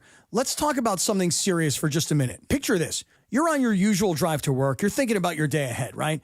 You walk into the office, you sit down at your desk, you power on your computer, but instead of your familiar desktop popping up, Zippo, nothing. Your files are locked, your data's frozen, you've been hacked. For anyone who's ever lived through it, you know how stressful and expensive it can be. We're talking thousands, even hundreds of thousands of dollars. And then there's the uphill battle of getting your cyber insurance claim actually paid.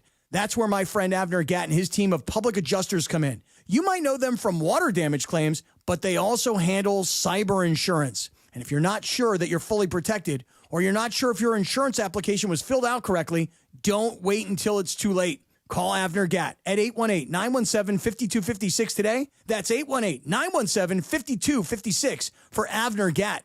Hey guys, it's Sedano. Los Angeles International Airport's People Mover trains begin rolling early next year as part of LAX's ongoing investments to transform and improve your travel journey. The People Mover trains will quickly move guests between their terminals and our new consolidated rental car center, metro trains and buses, economy parking, and Kiss and Fly lot. The trains will make it simple and fast to get to your LAX destination in 10 minutes or less, and trains depart every 2 minutes beginning in early 2026. Learn more at lawa.org/ESPN.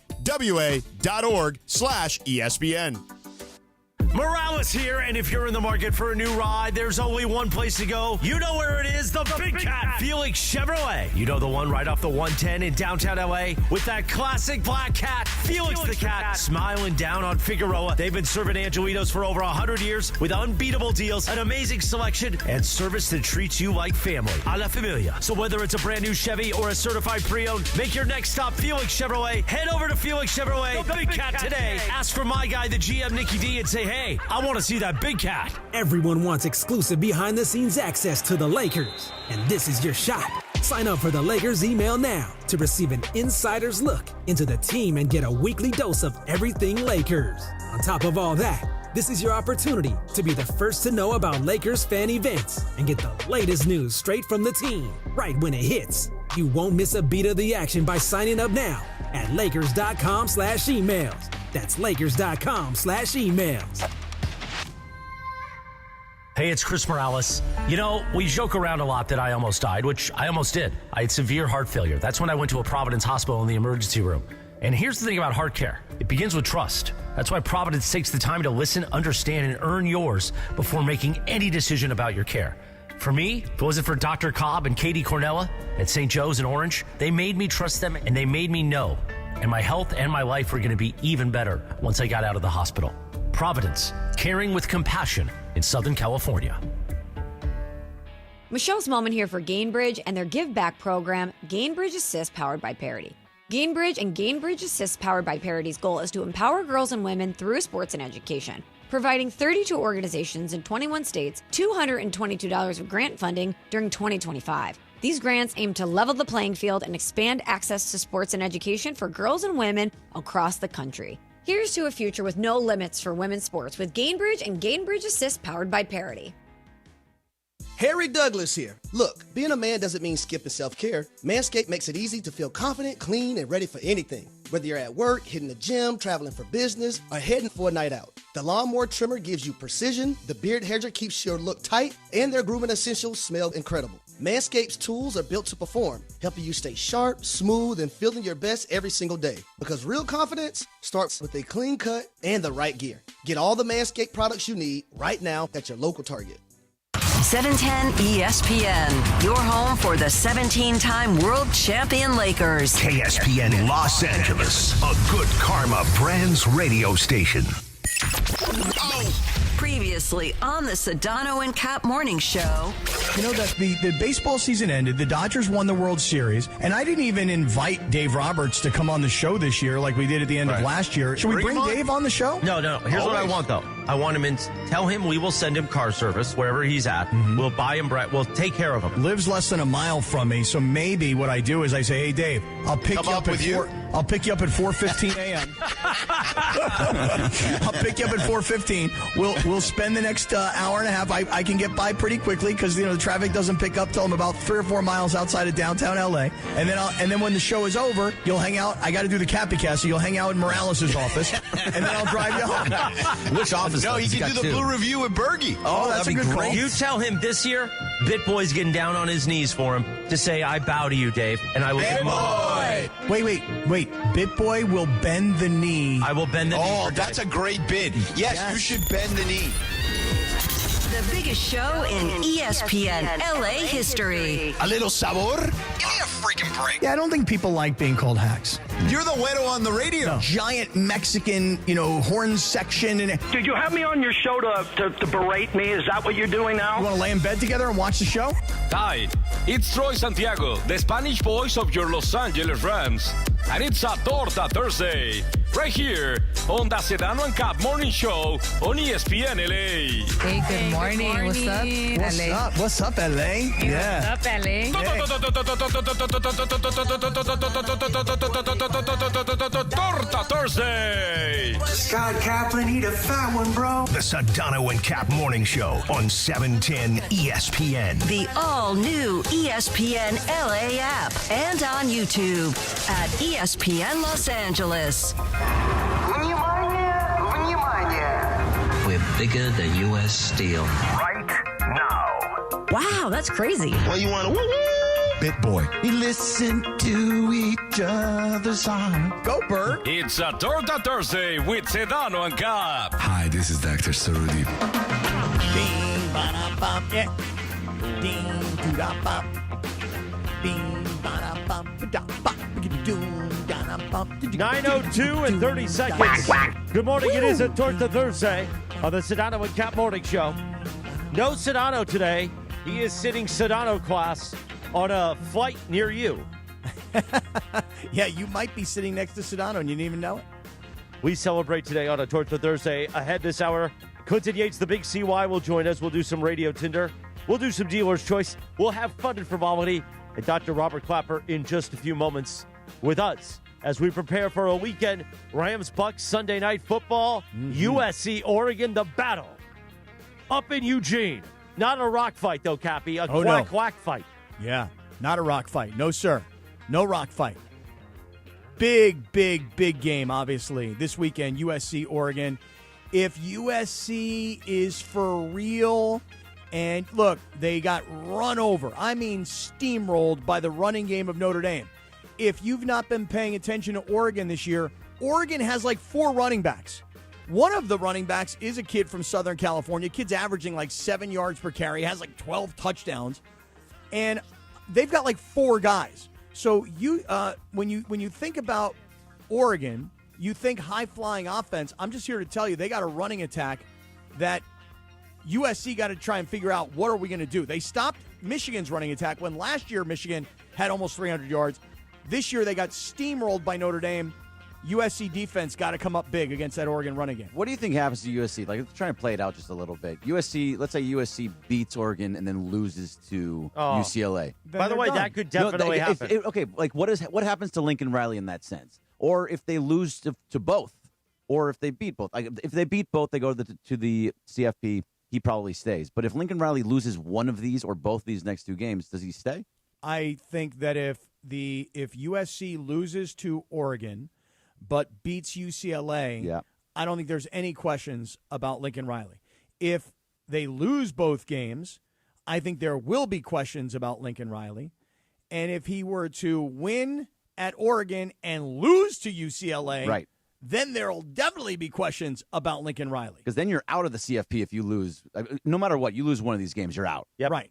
So if he's not in this year, it depends on how it happens, right? So if he beats Oregon, he stays. Because remember, if they beat Oregon, now we really are talking CFP. They'll move up in the.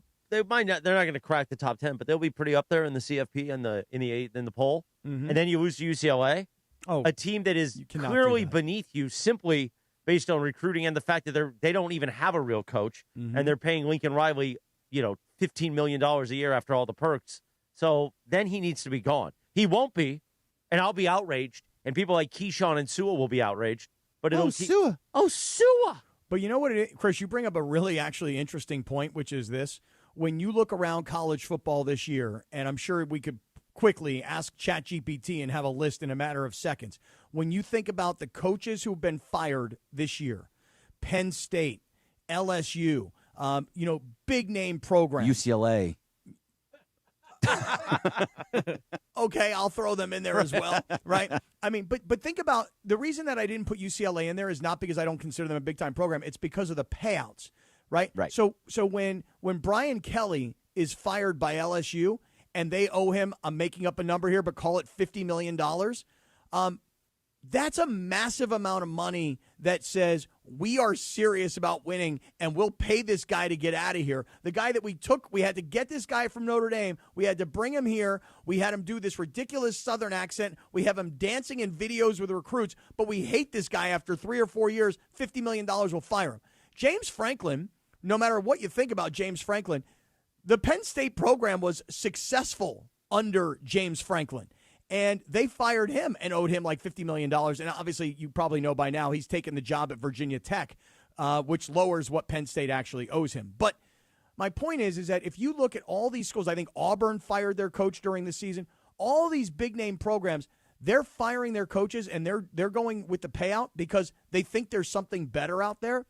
If, for some reason, USC loses these last 2 games, or if for some reason they beat Oregon and lose to UCLA and people want Lincoln Riley gone, if that happens, The question still becomes, is USC as serious as LSU or Auburn or Penn State? Will they do the buyout? So I don't think they will. Yeah, so I don't think so either. But Penn State is like, they have a standard. They have a standard that they think they should be at a certain level every single year and make the playoff and all those kind of things.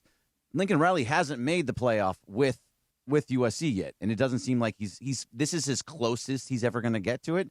So if UCLA has already knocked out one coach in James Franklin, they could knock him out again and knock out Lincoln Riley. Because you have to be at a certain standard. A standard for USC should be that they're fighting for a playoff every single year, and in the playoff, at least getting right at that spot every year. Hey, last thought on this, because Dr. Klapper's about to join us. Let me just tell you this. If USC beats Oregon and USC beats UCLA, I know George and I don't agree on this. For me, they're in the college football playoff. George will tell you, as he has many times, he's been in these rooms, he's gone through these mock projections, he understands it better than we all do because of his access through ESPN. I'm just here to tell you that human beings want a West Coast power, and they want a traditional type brand, and USC is that brand. So really it comes down to USC, Oregon, maybe a Washington, even though they're not in this conversation this year. But I'm just here to tell you, USC beats Oregon, USC beats UCLA, USC will make it into this playoff. They're a blue blood. They should be in that sense. You have 2 losses. They should be in the Big Ten. Well, we will see what happens Saturday. USC-Oregon kickoff is at 12:30. The pregame starts at 10:30 a.m. after the Trojan Tailgate Show presented by Yeti right here on ESPN LA. Also happening Saturday morning, Dr. Robert Klapper, presented by Cedars-Sinai, and myself will be in studio Saturday morning at 7 a.m.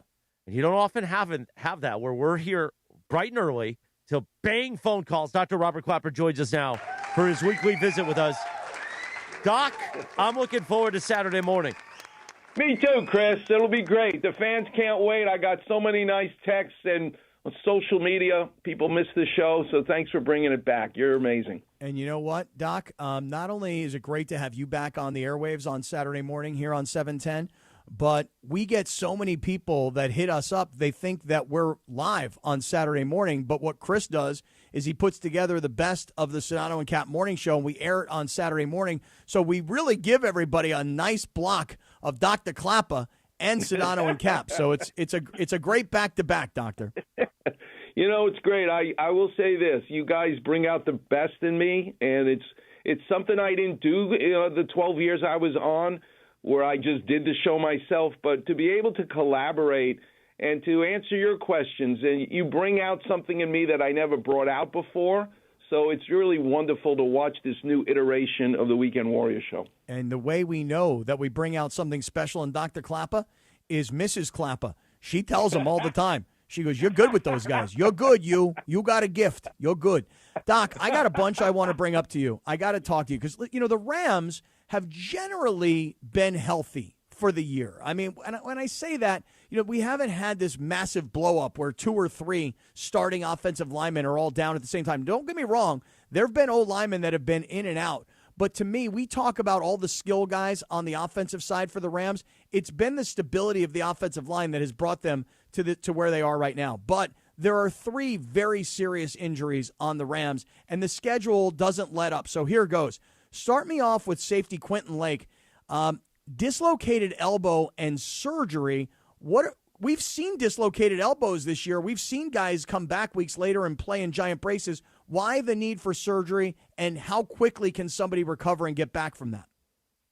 Well, I have been there many times where you literally, it looks gruesome, the injury, and now you pop the 3 bones back together. The humerus bone, your arm bone, and the 2 forearm bones need to fit like a Legoland or a jigsaw puzzle, and they literally pop back into place because of the geometry and how they fit.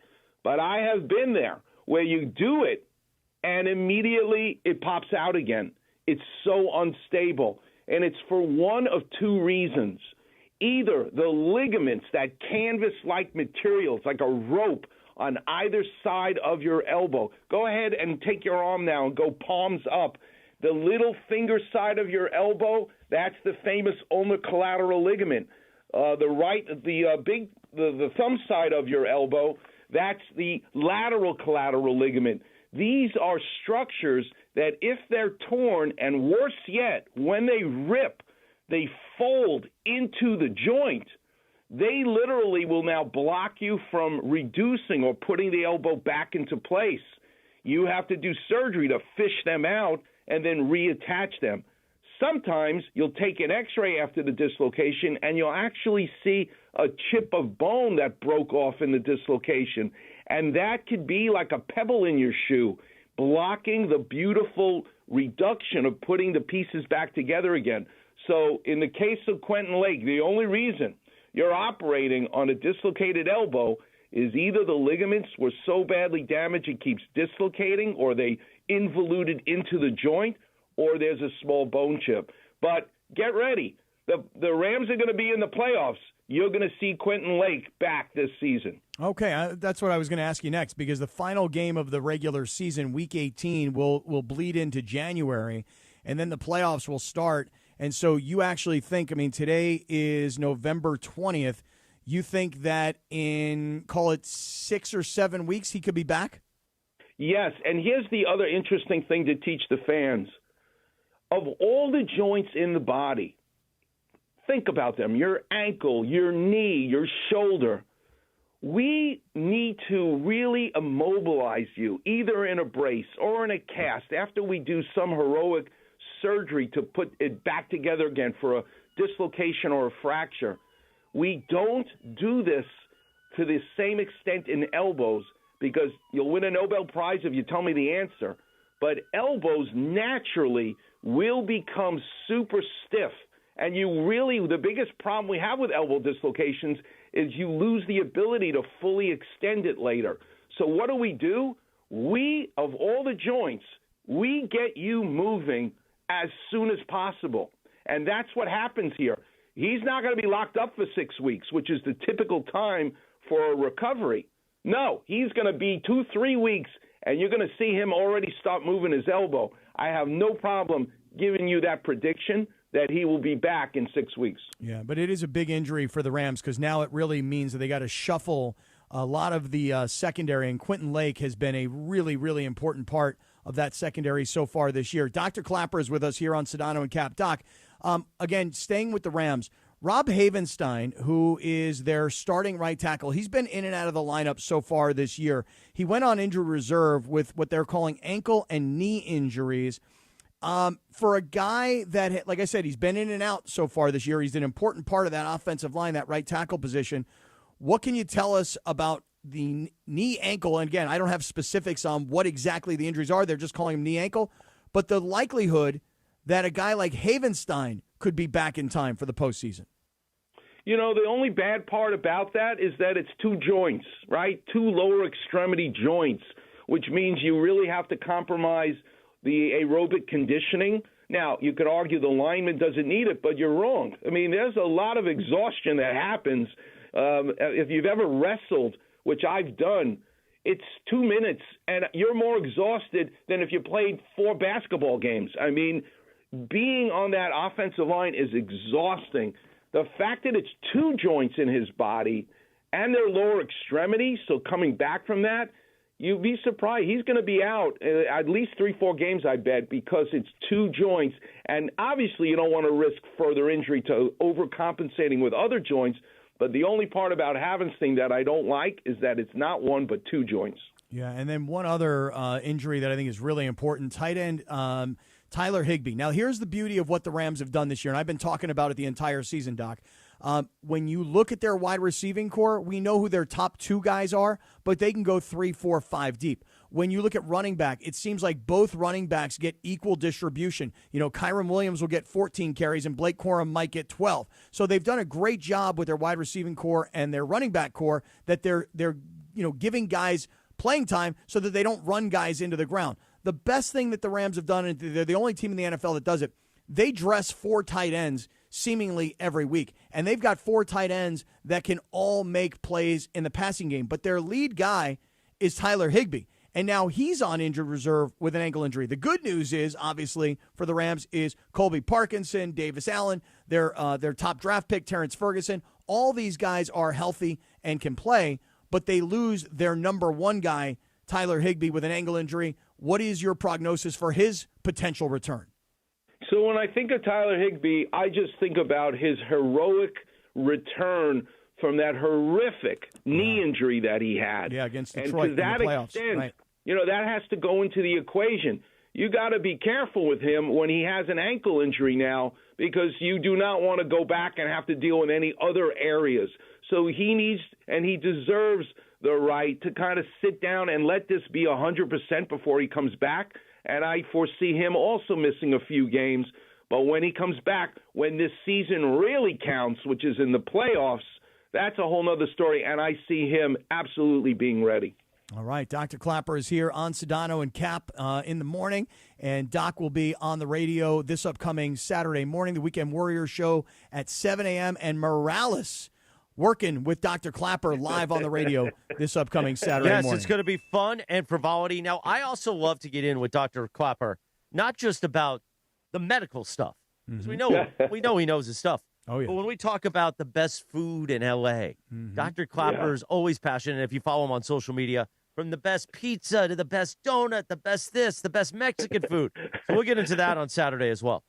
Looking Can't forward wait. to that. Can't wait. I'm hungry already. Yeah. Hey, Dr. listen, Klapper, the pantry's back open, right? I think No. so. No, sir. No, I think they did open it back up for like a movie shoot, and now I see signs that say basically call them for things. I don't really know, honestly. Yeah, Doc, I walk by there all the time because Brian Windhorst is like, you've never been to the pantry. I'm like, I walk by it all the time, but I've never been into the pantry. And every time I go by, I'm like, this is Windhorst's spot. I got to stop in, and there's nothing cooking there. Literally. I before every show, because it's 24 hours it was open, I would park my car at the God-forsaken hour before the show, and I would eat in like 11 minutes.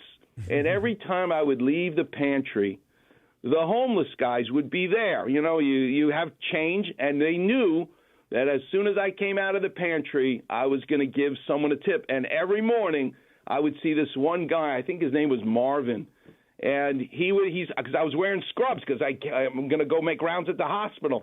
So he knew I was a doctor. And this guy, every morning, he would say, and I'd give him $1. And he'd see me in the scrubs, and he'd ask me questions or whatever, and then the light would change, and I'd say goodbye. But I met an angel in Marvin, because one day I walk out, got my change, got my dollar bill to give it to him, and he looks at me, and he says, no, Doc, give it to him. And he points to this other homeless guy. He says, he needs it more than I do. And I'm thinking to myself, here's this guy sleeping on the sidewalk all night, not taking the dollar bill from me and having me give it to another guy. That place was really special. The food was great, but I love the homeless guys that were there, actually. Yeah. So I miss it. Well, Chris But taught me a we'll eat lesson the other someplace day. else on Saturday, Chris. Yes. I'll have something for you. Morales taught me a lesson the other day. I didn't know this. We went to an ATM machine at the Chase Bank a couple blocks down the road. Next to the Mastros. And Morales took cash out of the Chase machine. And I've never done this before. It usually says you want 100, you want a 20, what is it you want? And they'll give you 5s and 1s at the ATM machine at the Chase Bank right next to Mastros. And we took cash so that, because honestly, like we're hitting up all the time, right? Everywhere you go, people are like, yo, you got $1? And this one guy says to us, right, Chris? He goes, hey guys, I really need a beer. You guys got like $1 for me or what? And we were like, okay, we just came from the ATM. And so, yeah, when they're honest, they're like, hey, you need a beer? Right. Here you go, man. Here you go. Dr. So- Robert Klapper, the Weekend Warrior Show. We will talk to you Saturday morning at 7 a.m. Thanks to our friends at Cedars-Sinai. And we'll be banging your calls live. Doc, I can't wait. I'll see you Saturday. Can't wait, Chris. Thanks a lot. Have a great day. Talk to you later. Bye. You got it, Doc. Dr. Klapper. That was very Beautiful. generous of you, Christopher. Which part? The getting the singles and the 5s, have them. Well, so here's the thing. Drop them on people. I like to make sure that we take care of everybody at the East Central Hotel. Mm-hmm. And sometimes, depending on the length of the stay, you drop a 20. But my thing is sometimes it's just a 5 or sometimes it's a 10. And then you want the singles for when you're on the street. And again, you can't give $1 to everybody, but you try to pick the ones that, seem like they could really use the buck. So, you know what I dropped on the housekeeping team at the East Central this week? What did you do, Cap? I dropped on top of my normal, which would be like a $10 bill, especially if I'm only there for a night or two. I'm now dropping $2 bills on people. I'm sure everybody $2 bills are good luck. You drop a $2 bill on somebody, people appreciate that. They're great at the gentlemen's establishments as well, by the way. Sidebar. Here comes the big CY. The big CY is here. Clinton Yates in just a moment. But first, it's your chance to win the ultimate Sunday football prize pack at Cosm Los Angeles. Call 877-710-ESPN. That's right, Mongrels. In the YouTube, you can actually pick up the phone and call now. Caller number 7 wins a 4-pack of GA tickets for Sunday's NFL slate. 2 for the 10 a.m. games and 2 for the 1 p.m. games. Experience football in shared reality at Cosm Los Angeles, only with ESPN LA all day long. And remember, Sunday Night Football for the Rams, which means you could spend all day at Cosm LA and then walk over to SoFi for Rams Bucks. Clinton Yates, the big CY. You can hear Clinton and Friends weekdays 7 to 9 a.m. on the all-new ESPN LA app. What's up, gang? How we doing? Big CY, first of all, glad to see that you're covering your seat this morning. You know, Yes, in other words, I am. wearing your hat. I must say, though, I'm a bit slow today, step slow. I'm feeling like I'm coming down with something a little bit after all the cold November rain, et cetera. And I got to get on the road to go to Vegas this weekend. I tried to steal Funchy's headphones. They don't even work. So I got these big plastic cans on. I don't know what's going on. Well, I like, though, the cold November rain. I mean, an immediate Guns N' Roses reference. Yeah. Wow. Great song, great video, too. Yeah. Big fan. But really good. Really Wow. makes you feel, you make you feel weird when it's like, actually affecting your immune system. So, okay, I have something I need to ask you guys a series of questions on. All right. I need to settle some cognitive dissonance. And I'm not being flip about this. I'm genuinely trying to understand. So let me ask you guys the first question. This is just a yes or no. We don't need to get off on a sidebar. Okay. Do you think LeBron James is the best player in the history of the NBA? Yes or no? For me, no. Okay. Bergie? Yes. Okay. These are important establishments. Anybody else want to answer this? No, he's number 2 or 3. Now, let me ask you another question. All right. What percentage of Lakers fans do you believe consider him a true Laker? Percentage? That's a good question. 10. 10. Okay, that's a really low number. And the next question I'll ask is... Wait. I want to just chime in by saying my bad. I would say that I'll call it 30% of Laker fans believe LeBron is a quote-unquote true Laker. Okay. Outside of the broadcasting? I would say Bergie is right. Fired. Bergie is right at 10%. My next question relates back to the last one, which is what percentage of Lakers fans do you think wanted to get rid of LeBron at some point last year in the offseason? I would say, this is my guess, I'd say 60%. 65, 70, yeah. About 60% So sounds good. less right than there, half right, Chris? of About people 60%. think he's a real Laker. More than half people probably wanted to get rid of him. This is what we're understanding? Just back that up one more time, Big CY. Say it one more time. Less than half of Lakers fans, according to these approximations, think he's a real Laker. Okay. More than half of Lakers fans wanted to get rid of him this season. Now, That's let me ask based you on what we guys just said. Yeah. another question. All right. Do Is it a you yes or think no question? the Lakers need LeBron James to win the NBA title? This year? This year? Yeah. Yes. Yeah. No. Yes. Let me just justify my no. Okay. I don't think they can win the NBA championship with LeBron James on this team this year. So, look, I know everybody saw game 1 and we all said, hey, look, 11 points, 12 rebounds, unselfish, collaborative basketball, all the wonderful things that you might say. Hey, he understands that Luka and Austin are scoring options 1 and 2. He'll facilitate for those guys. That's what he can do. You can say all these wonderful things. It's game 1, and we all saw how it worked in game 1. I just don't know that LeBron, Luka, and Austin Reeves, as the 3 stars of this team. You guys tell me. Maybe I'm wrong. Do you guys think that this team can beat Oklahoma City? No. So hold on. We're getting a drift, but you're understanding what I'm getting at. Right, I do. So let me hold on. Let me finish what I'm saying. Because if you do believe that LeBron James is necessary to win the NBA title, well, that sounds like a true Laker to me. And if you don't, well, then what's the big deal with him having a double-double? 2 different things there, but I want to go back to Cappy just for a second. Yeah, they are. But How? I'll give you to Cappy real fast. Do you think they can win the title without LeBron? No. Okay, no, so, I don't think so they the can answer win is with him no or without altogether. him. So Right, I guess if they had a chance to win the title, would you need LeBron? Wait, say that. No, again. that doesn't the work. best chance. That doesn't work. You're not. Nobody's beating OKC. I think that's the out of everything, nobody's beating OKC. Anything can happen. Yeah, You know what? I don't buy that either. Yeah, I don't either. No, I don't buy that. OKC is so we're getting far a drift away. here. Yeah, We're okay. getting a drift here. So But a true Laker, just because this team needs LeBron to win, does not make him a true Laker, like a Kobe, like a Magic, or like how does Kareem. that work, though? I have a question though. Needs LeBron to win? They were 10-4 without him. What do you mean needs LeBron to win? To win a title? Well, but do you here? Let me just ask you this question because Clinton's asking a series of great questions. Right? Do you believe that with LeBron, they can win a title this year? No. Okay, but I think that they need LeBron to have a chance. No, I'm understanding that. Okay, point. I'll go with Greg, that. I guess all I'm saying is that there's people jumping in my mentions, and I'm like, About wait, what? which one is it? Is he the non-true Laker who you don't need? Or is he the guy you're going to go crazy over because he had a double-double against the Jazz? So, it doesn't add up as far as the different attitudes I've heard from Lakers fans that I'm genuinely trying to understand here. What's going on? You can't have it both ways. So I'm trying to figure out basically where you're going. So if you're saying a true Laker. I believe LeBron James is the best player in the history of the National Basketball Association. I agree. But when he goes into the Hall of Fame, what hat is he going to have on? I don't know. They He's don't gonna wear have a clear. hats. He's whatever. You know what I mean. You know where what I'm going organization with that. does he represent? He when goes in? represents the Cleveland Cavaliers. They don't do that in basketball, but I understand what you're saying. I think what my point is here is that I don't really get which side it's going to be. And it's okay, if you don't need him, well then what's going on here? You know what I mean? And if you do, well then they just beat the Jazz. It wasn't like they're fourth in the West. And I'm hearing mixed messages from a fan base that I thought wanted to get rid of the guy and claimed he wasn't a true Laker, but you're telling me they can't win anything without him. No, so they can't win without him because you need multiple stars. But you've also said you can't win with him.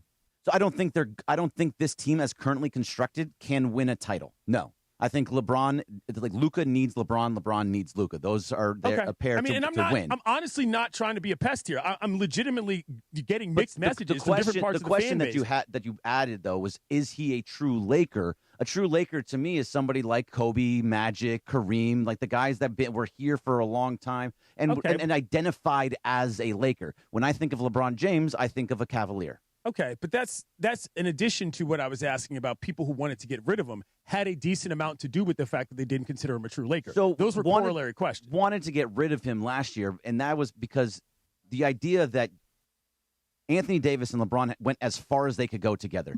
With those two together, we're not going to win another title. Now, LeBron and Luka can win a title if they get ancillary pieces around them that can actually fit and work with them. More defense, better three-point shooting, all the things that they have there. But as it is currently constructed now, no, they can't win. So this is my last question. I think we're in agreement on this.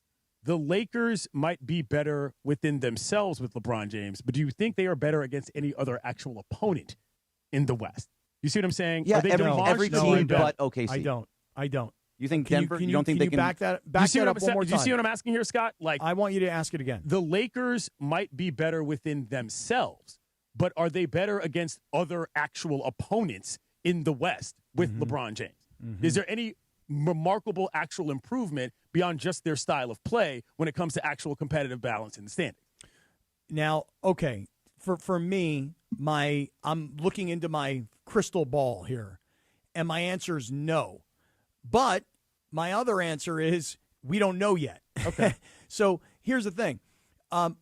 Does anybody here think that the Lakers that we saw earlier this week against Utah, who looked really good, Utah's not a good team, but the Lakers looked really good, and having LeBron back on the floor did not disrupt chemistry. In fact, I would argue it actually added chemistry. Okay. So here's my question.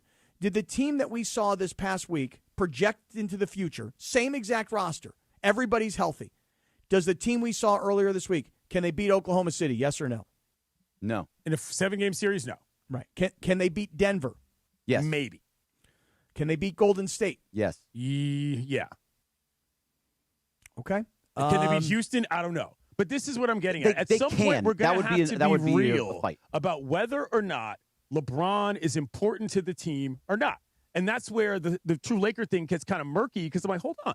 If you want to get rid of him, but he's that important, can we get a message straight from Lakers fans about what LeBron James's role on this team and in this franchise is right now, regardless of what sort of the basketball looks like from a point-to-point standpoint? That's all. It is genuinely getting confusing to me what Laker fans want because it feels like they want to have it both ways. They want to hate LeBron, but at the same time, want to say, well, he's required in order to be good, and look how great he is. I'm like, well, seems so like. Can I ask a question? Yeah. For somebody making $50 million plus, shouldn't they be able to win a title? That goes back to the front office as well. But then there's another problem. But there's another problem with that. I don't disagree. But here's the other problem. That's The other teams have guys making $50 million. Yeah. I'm not talking about the other teams. I'm talking about this team. I don't think get what the you're money saying. But your point is that he's making so much money that if you invest that much money into one player, it's because you think that one player can contribute to winning a title, right? Correct. Right. Every other team has that, though. Yeah, but every other team has the $50 million guys. Yeah, but I'm talking about this team. The decisions this front office has made to give him this money, Right. you would think he should contribute to winning a title. The takeaway is LeBron is kind of bigger than the program. No, and absolutely. And they're letting him do it. Absolutely. That's where it gets they interesting. Were. I don't think they are anymore, Cappy. I think they were. I agree. I think that in the pre-Luka is here for a full season iteration of the Lakers, this has been LeBron's franchise. And just as a quick time out here for a second, that's why people still have questions. You understand that when people say LeBron came back this past week and he was an unselfish guy, he can fit with any team, he can do anything on the floor, he's positionless, et cetera, we all understand that, okay? But the real question is do you have a championship caliber team because he's come back to it? And if the answer is just because LeBron has come back, they don't have a championship caliber team based on who they have to go through, this is why I've said all along, and George completely disagrees with me, is you got to play the long Luka game, not the short LeBron game. This is what I'm getting at, is that these appear to me to be somewhat conflicting strategies within the organization. I'm not saying they're wrong or they're stupid. I'm just on Cappy's side here because if this plays out, I'm thinking to myself, why is he here if they're not that good with him anyway? And apparently everybody seems to hate him. Well, no, rightfully or not. But here's the thing. You mentioned this just previous, which was, he has been the guy, and he has been the business partner to Jeannie Buss and the Lakers. And the thing is that this is why people have these questions. LeBron has never been in his career on any team. Maybe George would argue that when he got to Miami, he wasn't. But here's my argument. He's the guy. Wherever LeBron is, he's the guy. And now it's not a demotion per se, but can we all agree that Luka is the guy? He's the number one guy. So imagine being a head coach of a football team and the owner comes to you and says, you're not fired. We're just moving you from head coach to offensive coordinator, and we're taking this other guy and we're making him the head coach. How does that feel? And for LeBron, how does it feel to his ego? Of course he's got an ego. How do you become this great without an ego? How does LeBron handle not being one, maybe not even being two? Can he live with that? Can he play with that? Can he excel in that role? And that's where people have questions. Sure, and I think CY will agree with me here. He's been asking for this for years upon years upon years, to have somebody that can carry the load and be the guy. It was first it was Westbrook, or actually first it was Rondo. We need a playmaker in Rondo. Then it was Westbrook, and then they'll run it through AD. We need to have AD be the guy. That didn't work. He's been screaming for somebody like Luka to be the guy, to be the ball handler. So. But when you say that ball handler, though, Greg, do you mean are you talking just purely basketball? I think I'm talking a little bit more, which is when I say the guy, Luka I mean is the number one guy. Because think about your point. Like when John Elway, later in his career, had still not won a Super Bowl. What happened to the Denver Broncos? The way they won a Super Bowl was they stopped relying exclusively on Elway as a passer, and they became a running offense, and Elway was the guy who was running the running offense. You understand what I'm saying? Right. I do understand what you're saying, Scott. And respectfully, I'm not saying that's – I think we can discuss this by staying within the basketball realm. And I think we're on the same page here, and that's part of me for taking so long and laying that out. But no, it was good. That's what I was getting at. I'm like, wait a second. If he's bigger than the program – well, then we're going to have to admit this, because there is the risk that having him around, if it doesn't make you better and it doesn't necessarily work, like, what? You know what I mean? That's a larger level of like an indication that, maybe this was entirely the wrong move to not give it him when you had the chance. Or maybe right now, maybe LeBron is no longer bigger than the program because two factors. One, Luka is here. They didn't have that. They didn't have a younger better player. Anthony Davis was a partner to LeBron. He wasn't brought in, essentially, by LeBron. That's number one. You've got Luka. And number two, you have new ownership that is bringing multi-billion-dollar championship-caliber ownership to the Lakers. Sure. And you didn't have that. When the Lakers got LeBron, it was, we need a star and we need a partner.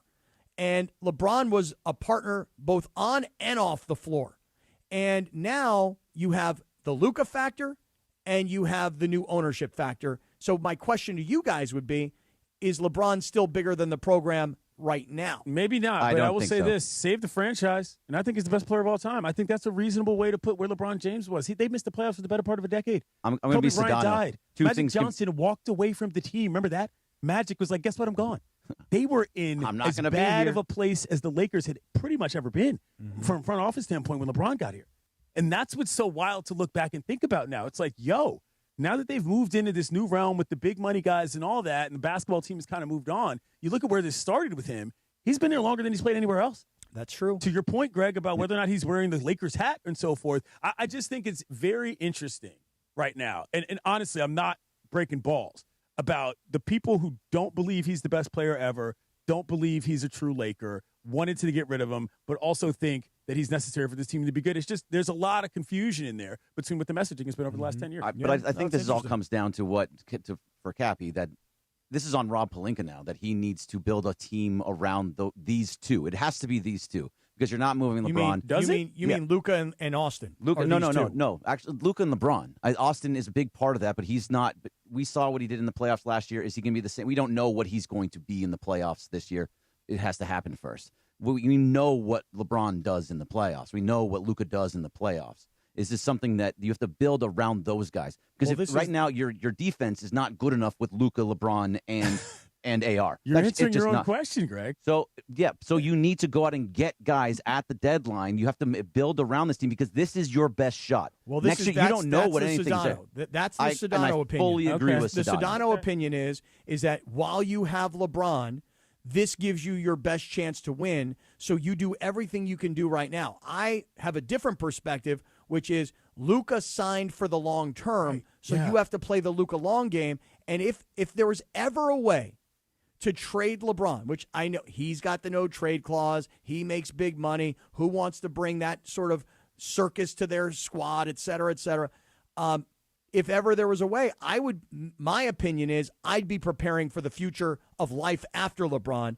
But Sedano's perspective is you go all in right now. And I think you used to go all in right now because it was all about LeBron, but it's not all about LeBron. It's about Luka. So now we got to think about what the future is minus LeBron.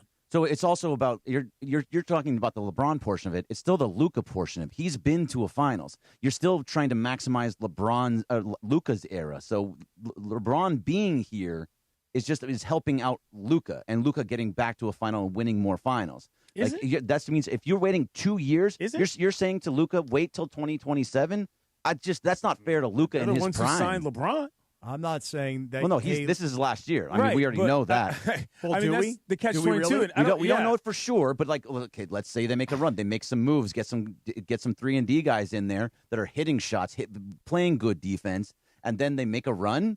Maybe he sticks around because it works. It's just interesting. I mean, I'm just, don't tell me that LeBron's not a real Laker and you want to trade him, and then when people are, looking like, oh, great, he had a double-double against the Jazz, it's like, oh, how dare you hate on LeBron and Lakers? It's like, whoa. I'll tell you this. Little both, Listen, as somebody who, again, I want to play the Luka long game here, I'll tell you what I am rooting for, though, Big CY, and that is for a guy like LeBron to stick it to a guy like me and to all of the detractors out there. Prove it. And when I say prove it, it's like, hey, dude, you got a shot here. You've already shown us that you're irritated by any of us who question you, and that's based on his commentary in the postgame just 2 nights ago. Right. So he's irritated that anybody would dare question him. So you know what, dude? Stick it to us. Make a great story in his last run with the Lakers, with setting up the future, with a succession plan in place. Stick it to us and go win a championship. Yeah, I mean, this is your reminder to close this portion of what I'm talking about, that I believe LeBron James is the best basketball player in the history of the NBA and a half for a decade. So, that's all. I just wanted to discuss that. I'm glad we had a calm discussion about I thought that, it was good. because I was genuinely wondering, very where interesting. are we on this? Because there's a lot going on. So, Very good, Big CY. You can hear Clinton and Friends weekdays, 7 to 9 a.m. on the all-new ESPN LA app. Yes, Cappy. That's a monster contribution from the Big CY. Appreciate that. I mean, You the like Big cognitive CY didn't dissonance? just walk in and go, hey, guys, let me just jump into whatever you guys got cooking. The Big CY brought A-list content today. Doing my It best. was A-list content. Doing my best. Meanwhile, let me tell you this. Hey, LA, the Crosstown Classic is coming, and ESPN LA and Verizon are getting you game day ready. It should say Verizon Wireless. Join us next Tuesday, November 25th, starting at 4:30 p.m. at Verizon Wireless in Koreatown on Wilshire and Culver. This is horrible. Who wrote it? Oh, really? Who wrote that, Christopher? Cue the explosion sound, Jorge. Uh-oh. This is going to get rough. We'll take a 2-minute timeout. We'll be back with Radio Tinder and Dealer's Choice next. This is the Sedano and Kap Morning Show. Hey guys, it's Cap. Here's the scenario. Your home is flooded and the damage is severe. Now it feels like your insurance company is turning on you. They won't approve a replacement living arrangement and the adjuster leaves you in the lurch. Take a breath and call Avner Gatt, one of Southern California's largest public adjuster firms. Avner Gatt knows how to fight back when your insurance company makes you feel like a criminal, leaving you with no hope of getting into your home and getting it all back together. With decades of experience and a passion for helping people, Avner and his family take the call themselves. So whether you have a toilet overflow, a broken water line, a burst supply line, a broken fire sprinkler, whatever the water damage is, you call Avner Gatt today at 818-917-5256, or you go to avnergatt.com. It's 818-917-5256 or avnergatt.com. You call, Avner answers, he says hello. Your claim is our game. avnergatt.com. The heart and soul of ESPN Los Angeles. We call him the Cisco Kid. The Cisco Kid. The one and only Beto Duran. Here's Beto Duran. USC fans in the OC, let's go! We're bringing the energy to Costa Mesa for the USC-Oregon watch party at Mercado Northgate Gonzalez. Man, I love that place. So much good food. It's a great time and it's a party. I'm Beto Duran. Join me this Saturday at noon as we watch USC take on Oregon in this Big Ten rivalry.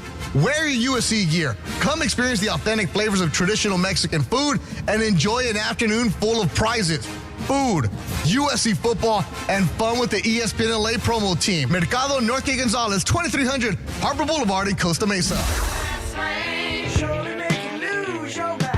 9:44, good morning. The Sedano Kap Morning Show on a Torta Thursday.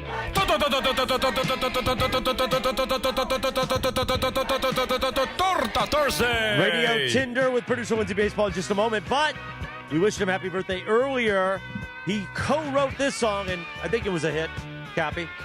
Life Big in the time. Fast Lane. Joe Walsh turned 78 years old today, still performing. Oh, I thought we were doing fast track here or something. This is one of those songs that I didn't realize was a real song until I was in my 20s, because so many like white 80s, like 70s songs I just thought was from commercials. Right. And I thought they were literally made for the commercials, and I was like, oh, real song. Oh, this one, don't we, what movie? I kind of feel like Fast Times at Ridgemont High featured this song as well. It makes sense. Well, as Lindsay said, Fast Track with Mason and Ireland use it each weekday at 2 o'clock. Anybody, any of the mongrels know, was this song in Fast Times at Ridgemont High? Maybe when like Spicoli is driving the Trans Am and then he wrecks the Trans Am and he goes, "Don't worry, my dad's got the ultimate set of tools. I can fix it." Does that sound like that song? We in will that effort. scene? Meanwhile, it is Radio Tinder time. We like to play a Fast track. TV theme. And guess what? It works out. Because one of our favorite themes, Saturday Night Live, we get to play it today. Because on this day, back in 1982, Drew Barrymore, at age 7, hosted Saturday Night Live. She was starring in the hit film E.T., the Extraterrestrial at the time. I was horrified by E.T. as a child. I was so scared of it. When he put that finger up, I was like, no, man, I ran. Pretty rough. By the way, Nightmares from E.T. Oh, no, dude, for 100%. me, it was Poltergeist. Remember the movie Poltergeist? That was the one that freaked me out. Radio Tinder made possible. I bang on the hard wood. The morning wood at Hernandez Wholesale Flooring. The crazy Hernandez brothers. If you're in the market for new flooring, shop At Hernandez Wholesale Flooring, where every day is a deal. No gimmicks, sucker. Call 866-624-FLOOR or go to HernandezWholesaleFlooring.net. No sale beats wholesale. Take it away, producer Lindsay. Thanks, Christopher. All right, so I put this story on the rundown, and we hadn't got to it, but I feel like this is an interesting topic, especially for you, Cappy. So Bill Belichick obviously has been dating this 24-year-old girl, Jordan Hudson, who's been all in the news with, being so ingrained in his life, in everything, obviously from his personal life to being on the sidelines at his games to his, TV stuff that he's doing, his podcast, whatever. And so she's just like quite an overbearing presence in his life. And people don't seem to like her because she kind of seems to be a jerk. Well, she seems like a gold digger. Yeah. I mean, I don't disagree with that because, that's a whole other story. But, Cappy, it turns out one of her hobbies is cheerleading. And the 73-year-old coach was spotted last weekend supporting his 24-year-old girlfriend at a Cheer Extreme All-Star event. And the photos that have surfaced online of her in her cheerleading outfit, I mean, she looks like she could be an extra from Bring It On with her big, huge, poofy hair and the bow and the sequins and everything. And I honestly didn't know that, there was an 25-year-old, 20-something's cheerleading league division. Yeah. Is this professional cheerleading? It's not like professional, like they're going to the Olympics, right? Yeah. It's competitive where they're doing the dances and the flips and everything. But it just looks like a bunch of adults dressed as like these middle school and high school girls that do all the the crazy cheer stuff. Mm-hmm. So people were just very surprised at this, A, that this is a thing, and B, that Bill Belichick was there watching every step of the way, kind of clapping along. Yeah.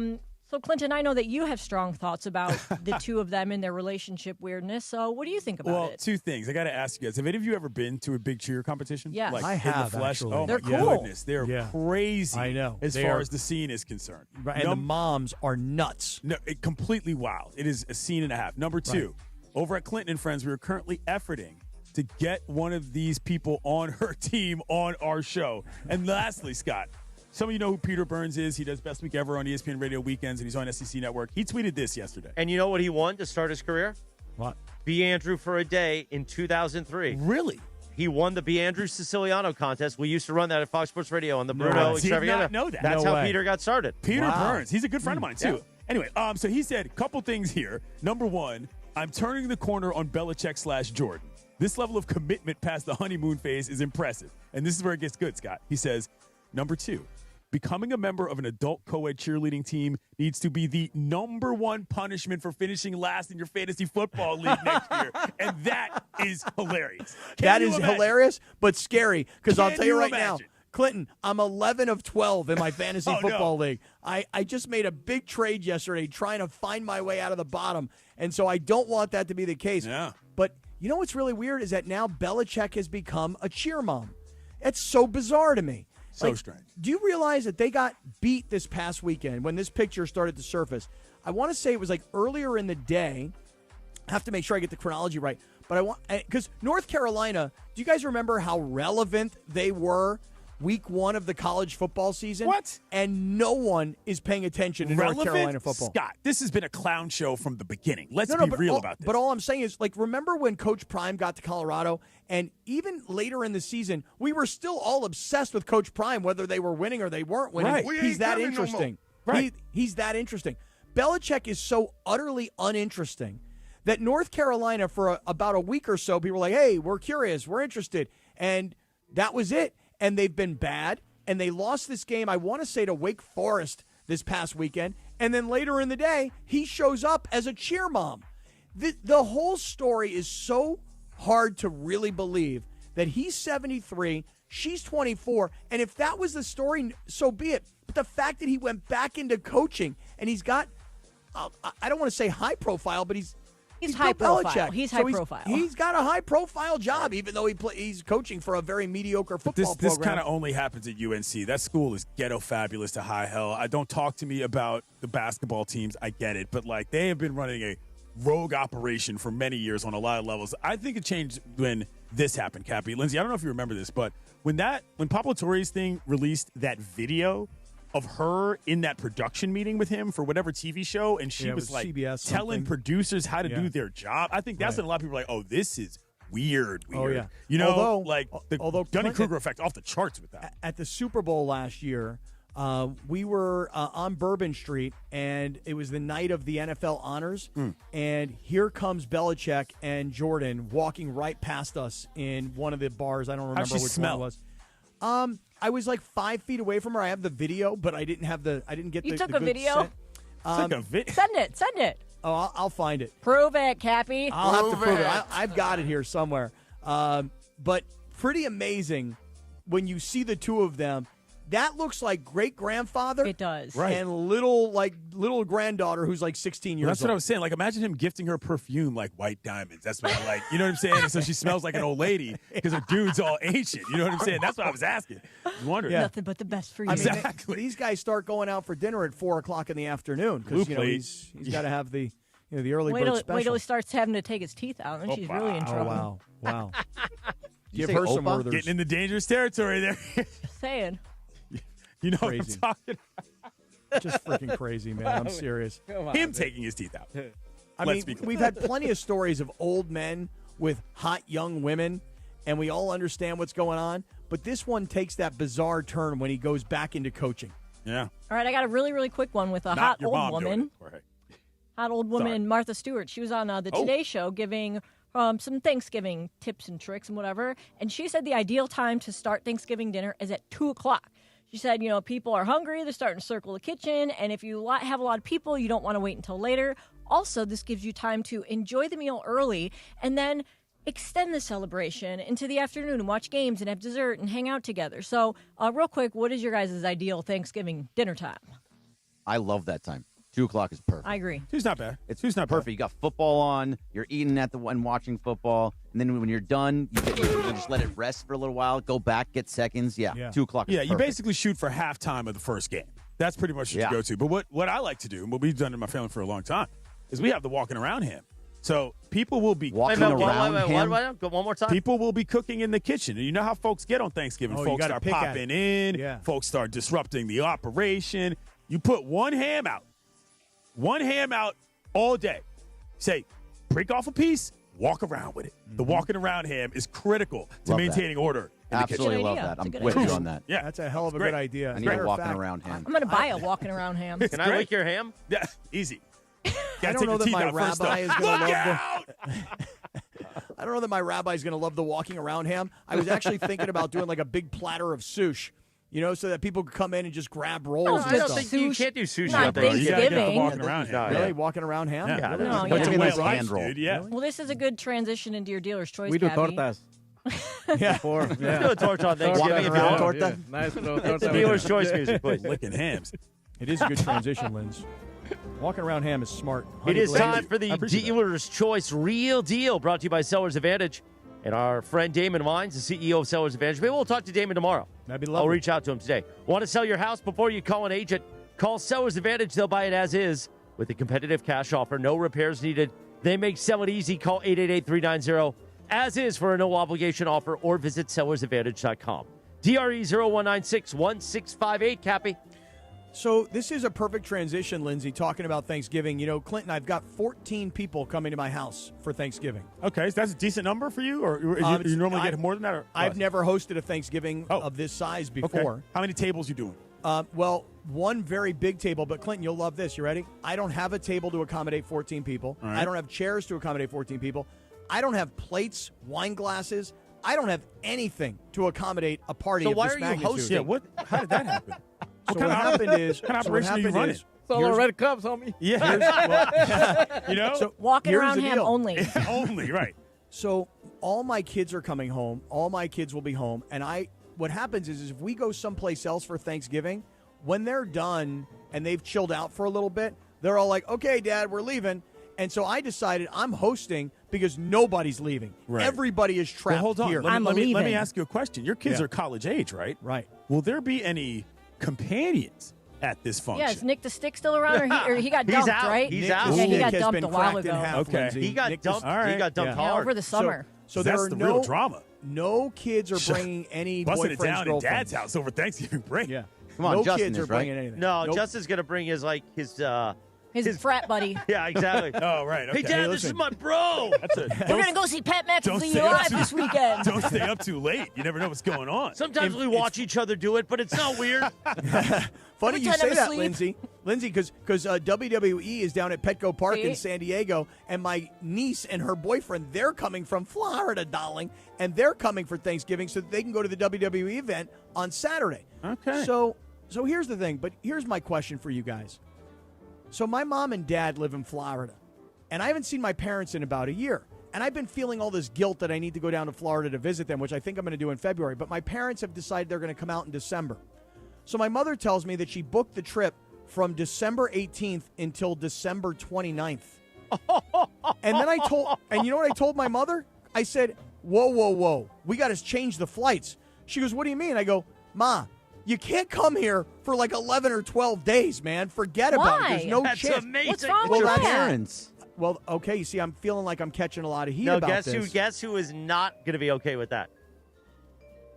You know who? He stays quiet. Because then Cappy is locked up. 12 days inside of your home? I just Right, want to that say seems that like a lot, doesn't it? That's a lot of We days. call that an extended stay. I just want to say I could only wish to be able to spend that much time with my parents over a holiday, whatever. So That's like a separate interior vacation. You got to have like a side routine that you do with them every day just to make that's sure just that the it. time passes. Yeah. Because my parents need to be entertained. They're not. They're like, what are we doing today? Right. What are we doing? Where are you taking us Cappy's locked today? up.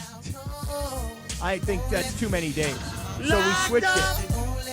23rd to the 28th, Clinton. That's it. Okay, You get so- the 23rd to the 28th. So pre-New Year's Eve, they're out of it. yeah, they got to go. Okay. All right. That's You don't want I'll them be- there for all of Hanukkah? You know, listen, Gregory Arthur All Bergman. 8 days? I haven't seen Chanukah. my parents. I really want to see my parents. I'm excited that they're coming. But I got to tell you, man, like 12 days is just too Happy much. Chanukah. I have no idea what Chanukah is. 14th to the 22nd, Cappy. Yeah. Let them be there the whole time. In and out, man. I mean, I see my gotta parents change once the a year, flight. so. This guy. Man. I hope you're bringing Dad in. You brought him once, remember? I will. Yeah, I will you bring could him bring in. him in. By the I will. way, I saw my parents 14 days straight when I was in the hospital. Yeah. It was a lot. That's a lot. That's good. 9:58. Exactly. It was a lot. I love him to death, but, I'm literally almost. Right. 9:59. Have a great Torture Thursday, will you? The Tell your Sedano mom Kap what up. Morning Show. Yes, we'll see you tomorrow, Clinton, the big CY. Tomorrow will be a Hyena Friday. A hot Chicana from the barrio, keeping it real. We'll see you at 7 a.m. Everybody have a wonderful Thursday. Enjoy the sports. And we'll gather around the campfire tomorrow morning. Cappy, we want an update on how you change your parents' stay reservations. That'll be good. Peace out, everybody. We Everybody love you, man. smile. We love you. We'll see you tomorrow. Call 855-NOW-2020. 855-NOW-2020. That's 669-2020. Cappy, when are you coming to see me? Call now 855.